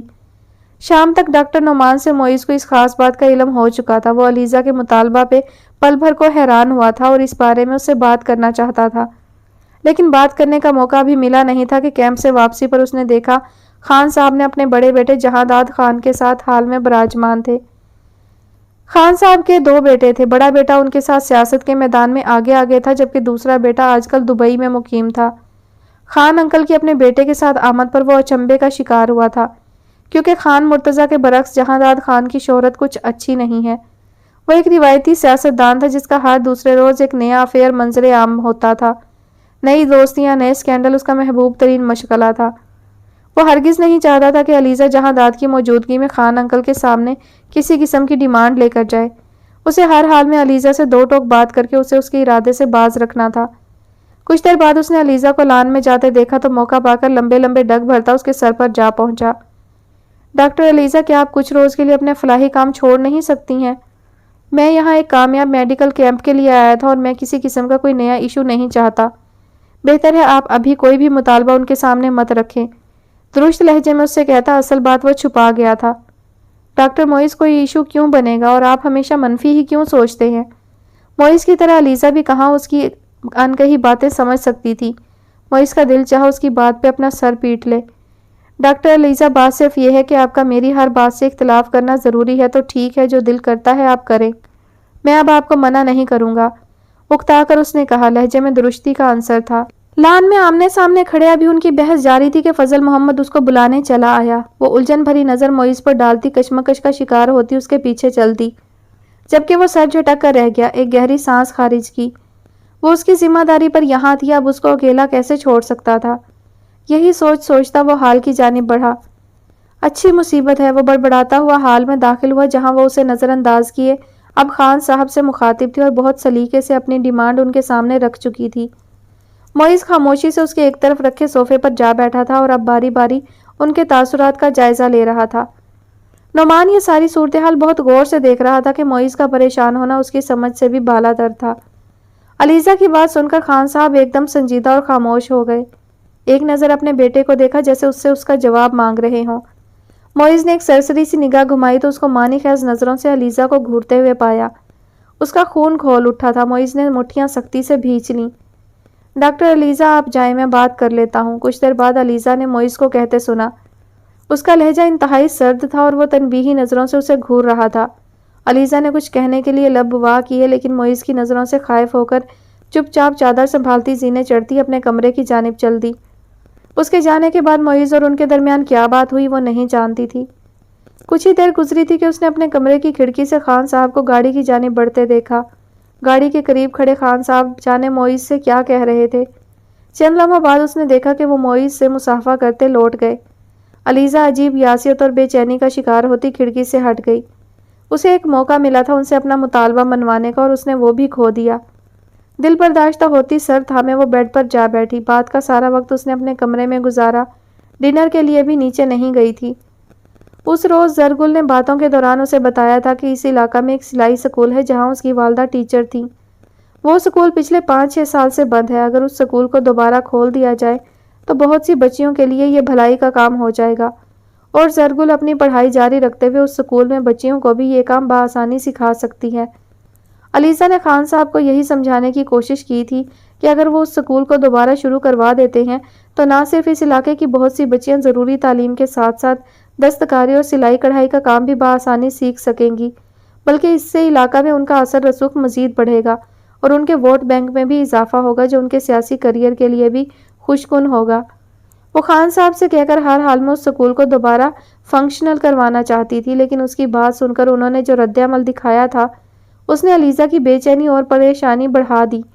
معیز کی مداخلت بھی اسے بالکل اچھی نہیں لگی تھی۔ کم از کم اسے کچھ تو ساتھ دینا چاہیے۔ اس لمحے اسے اپنی ناکامی پر بے تحاشا رونا آ رہا تھا کہ ان چند دنوں میں اس نے سکول کے حوالے سے بہت کچھ سوچ لیا تھا۔ سلطان ولا میں بی جان کے کمرے میں زیورات کے کچھ ڈبے بیڈ پر کھلے پڑے تھے اور وہ خود بیڈ کی پشت سے ٹیک لگائے کسی خیال میں گم تھی کہ خدیجہ بیگم کے مخاطب کرنے پر چونکی۔ آپ نے بلایا بی جان؟ خدیجہ بیگم اور رافعہ بی جان کے بلانے پر ابھی کمرے میں داخل ہوئی تھیں اور بی جان کو بیڈ پر پڑے بے شمار ڈبوں میں گھرے بیٹھے دیکھ کر اچنبے سے پوچھ رہی تھیں۔ ہاں، یہ کچھ زیورات نکالے ہیں، ان میں سے کچھ شانزے کے لیے رکھ لو، باقی کچھ عشر کی دلہن کے لیے تیار کروا لو۔ بی جان نے ڈبوں کی طرف اشارہ کرتے ہوئے سنجیدہ لہجہ اپنائے کہا۔ لیکن بی جان اتنی جلدی؟ ابھی تو بہت وقت پڑا ہے۔ خدیجہ بیگم نے حیرت سے انہیں دیکھا۔ بی جان کا سنجیدہ لہجہ انہیں الجھن میں مبتلا کر رہا تھا۔ نہیں، میں نے فیصلہ کیا ہے کہ عشر کا نکاح 4 ماہ بعد کرنے کی بجائے اسی ماہ کے آخر میں کر دیا جائے۔ ان کا فیصلہ گویا بی جان کی دونوں بہوؤں کو ورطہ حیرت میں ڈال رہا تھا۔ انہوں نے چونک کر نافہم تاثرات لیے پہلے ایک دوسرے کو اور پھر بی جان کو دیکھا جو ان کی حیرانگی کو محسوس کر رہی تھی۔ انہیں اپنی بہوؤں سے اسی رد عمل کی توقع تھی۔ لیکن بی جان اتنی جلدی؟ ایسی کیا بات ہے جو آپ ہتھیلی پر سرسوں جما رہی ہیں؟ رافعہ نے استفسار کیا کہ اس اچانک فیصلے کی وجہ وہ بھی سمجھ نہیں پا رہی تھی۔ اس گھر میں کسی بھی فیصلہ کو اتنی آسانی سے نہیں بدلا جا سکتا تھا، لیکن اس فیصلہ کا بدلا جانا وہ بھی بنا ضرورت انہیں اچنبے میں مبتلا کر رہا تھا۔ رافعہ، نیک کام جتنی جلدی ہو جائے اتنا ہی اچھا ہوتا ہے، انہوں نے رسانیت سے انہیں سمجھانا چاہا۔ لیکن رافعہ جانتی تھی کہ یہ بات یہ نہیں ہے، اسی لیے حیران نگاہوں سے انہیں دیکھ رہی تھی جیسے ان کا ذہن پڑھنے کی کوشش کر رہی ہوں۔ کل زرین صاحبہ کا فون آیا تھا، الشبہ اگلے ماہ پاکستان آ رہی ہے اور وہ چاہتی ہیں کہ ہم عشر کے لیے الشبہ کے بارے میں سوچیں۔ ان کی آنکھوں میں چھپے سوال کو پڑھتے بی جان نے وضاحت دی۔ زری بیگم رشتے میں بی جان کی بھابھی تھیں اور میکے میں ان کا واحد رہ جانے والا رشتہ بھی۔ ان کی کوئی بات ٹالنا ان کے لیے ناممکنات میں سے تھا۔ وہ عرصہ دراز سے امریکہ میں مقیم تھی۔ الشبہ ان کی اکلوتی پوتی تھی۔ عشر کے لیے الشبہ؟ آپ نے بتایا نہیں کہ عشر کی منگنی ہو چکی ہے؟ وہ ان کی بات پر حیران ہو رہی تھی جبکہ خدیجہ بیگم چپ چاپ انہیں سن رہی تھی۔ بتایا تھا، ان کا کہنا ہے کہ منگنی توڑ دو کہ ہمارے خاندان سے باہر شادیاں نہیں کی جاتی۔ تم ہی بتاؤ میں کیا کروں؟ ایک طرف زرین صاحبہ ہیں جن کو میں انکار نہیں کر سکتی اور دوسری طرف عشر، اس کا دل بھی نہیں توڑنا چاہتی۔ اس لیے بہتر یہی ہے کہ زری صاحبہ کو بے خبر رکھتے ہوئے جلد از جلد ان کے نکاح کی رسم ادا کر دی جائے، تاکہ وہ دونوں ایک مضبوط بندھن میں بندھ جائیں، کیونکہ یہ بات تم بھی جانتی ہو اور میں بھی کہ ہمارے خاندان میں منگنی تو توڑی جا سکتی ہے لیکن نکاح نہیں۔ انہوں نے رافعہ کو جیسے کچھ باور کروایا تھا۔ ان کی بات کی گہرائی کو سمجھتی وہ نگاہیں جھکا گئی۔ اس لیے خدیجہ تم ردا کے گھر والوں سے بات کرو، مجھے امید ہے انہیں کوئی اعتراض نہیں ہوگا، لیکن خیال رہے کہ علیشبہ کے آنے سے پہلے یہ نکاح ہو جانا چاہیے۔ وہ اب خدیجہ بیگم سے مخاطب تھیں۔ ٹھیک ہے، میں بات کرتی ہوں ان سے، لیکن انہوں نے بھی کچھ تیاری تو کرنی ہوگی، اس کے لیے وقت۔ وہ ابھی بات مکمل بھی نہیں کر پائی تھیں کہ بی جان نے درستگی سے انہیں بات کاٹتے ہوئے کہا، کون سی تیاری؟ ہم کون سا کوئی ڈیمانڈ رکھ رہے ہیں؟ ان سے کہو بہت سادگی سے یہ رسم ادا کر دی جائے گی۔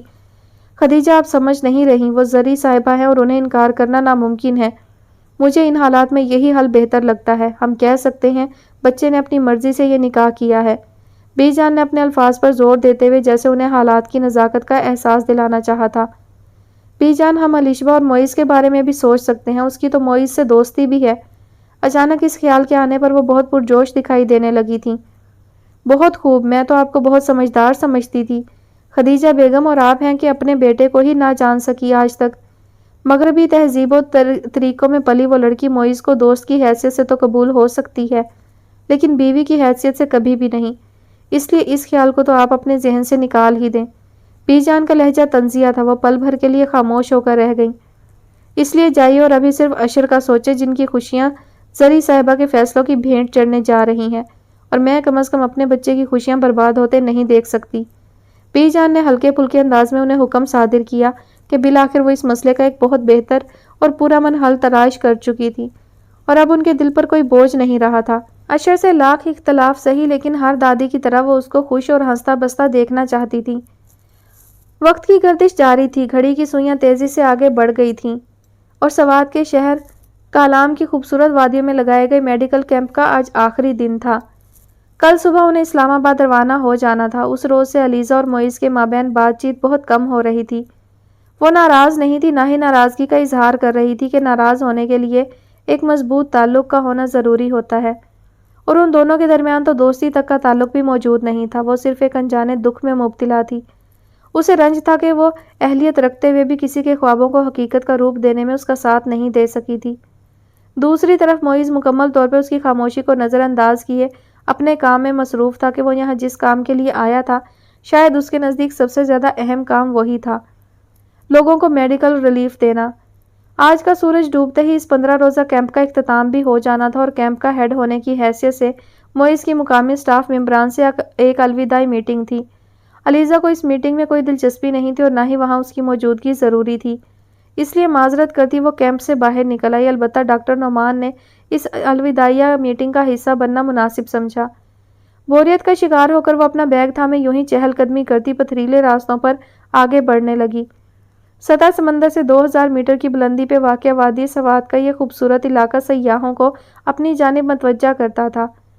موسم سرد تھا، اور بلند برف پوش پہاڑوں نے فضا میں عجیب سی پراسراریت طاری کی ہوئی تھی۔ ڈھلتے سورج کی آخری کرنیں پہاڑوں کی چوٹیوں کو چھو رہی تھیں۔ دور سے نظر آتے بلند برف پوش پہاڑ اور جگہ جگہ ندیاں اور ان میں بہتے نیلگوں سیال کی روانی کا منظر دیکھ کر کسی جنت کا گمان ہوتا تھا۔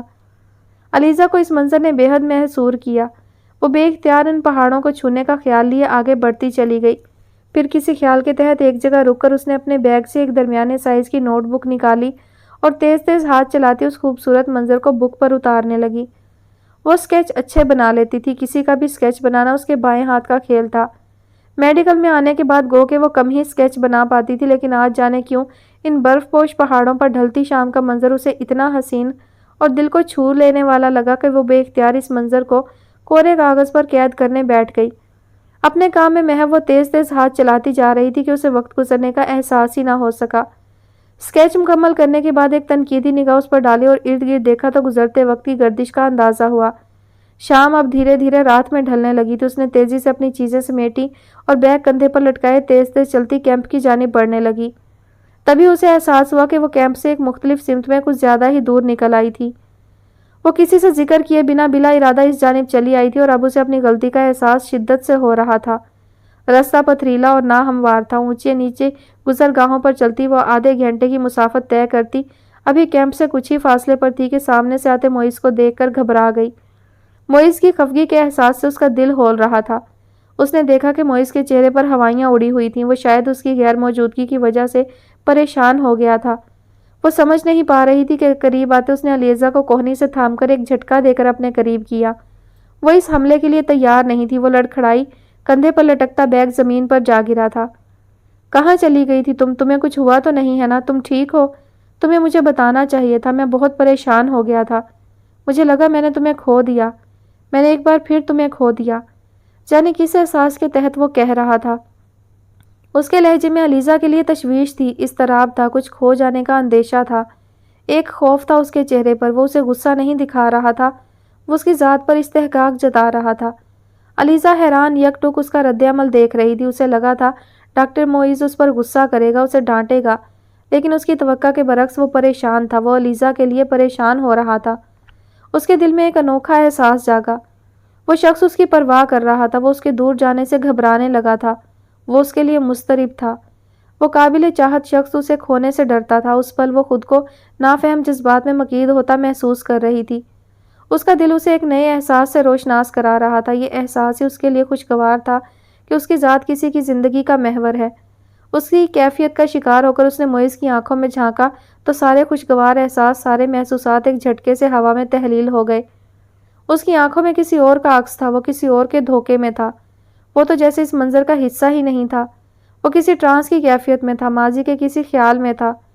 ڈاکٹر موئز، میں علیزہ ہوں اور میں بالکل ٹھیک ہوں۔ علیزہ نے مدھم لہجے میں لیکن دو ٹوک الفاظ میں کہتے ہوئے اپنی کوہنی چھڑوائی اور اس کے ہاتھ کو ہلکا سا جھٹک کر جیسے اسے ہوش کی دنیا میں لانے کی کوشش کی تھی۔ وہ واقعی کسی خیال میں ہی تو تھا۔ علیزہ کو دیکھ کر چونکا، بے اختیار 2 قدم پیچھے ہٹا۔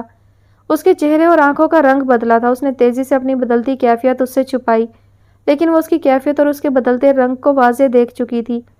علیزہ کے دل میں ایک کانٹا سا چبھا۔ اس نے آہستگی سے اپنی نگاہیں اس کے چہرے سے ہٹا لیں اور زمین پر پڑا اپنا بیگ اٹھانے لگی۔ آئی ایم سوری، میں کچھ زیادہ دور چلی گئی تھی۔ اپنی دلی کیفیت سے خائف ہوئی نظریں چرائے وہ کہہ رہی تھی۔ کہاں تھی آپ؟ کسی سے اجازت لینا اور کسی کو بتانا تو جیسے آپ نے سیکھا ہی نہیں ہے۔ وہ تم سے آپ پہ آ چکا تھا۔ شناسائی اور اپنائیت کا در بند ہو گیا تھا۔ لاشعوری طور پر اپنی ظاہر ہو جانے والی کیفیت کو چھپانے کے لیے اب کچھ زیادہ ہی تلخ ہو رہا تھا۔ وہ سر جھکائے اسے سن رہی تھی کہ اس کی اجنبیت بھرے لہجے پر اس کی آنکھیں بھیگ گئیں۔ ڈاکٹر علیزہ، میں آپ کو بہت ذمہ دار، بہت قابل سمجھتا تھا، لیکن آپ میں تو قابلیت نام کی شے ہی نہیں ہے۔ وہ اب ذاتیات پر اتر آیا تھا۔ علیزہ نے ایک جھٹکے سے سر اٹھا کر دیکھا۔ اس کی سیاہ آنکھیں آنسوؤں سے لبریز تھیں اور ان میں ایک شکوہ تھا۔ موئز ٹھٹکا کہ یکایک اسے اپنے رویے کی بدصورتی کا احساس ہوا۔ اس نے لب بھینچ لیے۔ چلیں، دیر ہو رہی ہے۔ مزید کچھ سخت سست کہنے کی بجائے واپسی کا عندیہ سناتے اس نے قدم کچھ فاصلے پر کھڑی جیپ کی جانب بڑھا دیے۔ علیزہ نگاہوں کا زاویہ بدلے اس سراب کو جاتا ہوا دیکھ رہی تھی جس کو پانے کی خواہش میں کچھ دیر پہلے اس کا دل بری طرح مچلا تھا۔ گہری سانس بھر کر وہ بھی اس کے پیچھے چل دی۔ واپسی کا رستہ خاموشی سے کٹا تھا کہ وہ دونوں ایک دوسرے سے نگاہیں چرائے بیٹھے تھے۔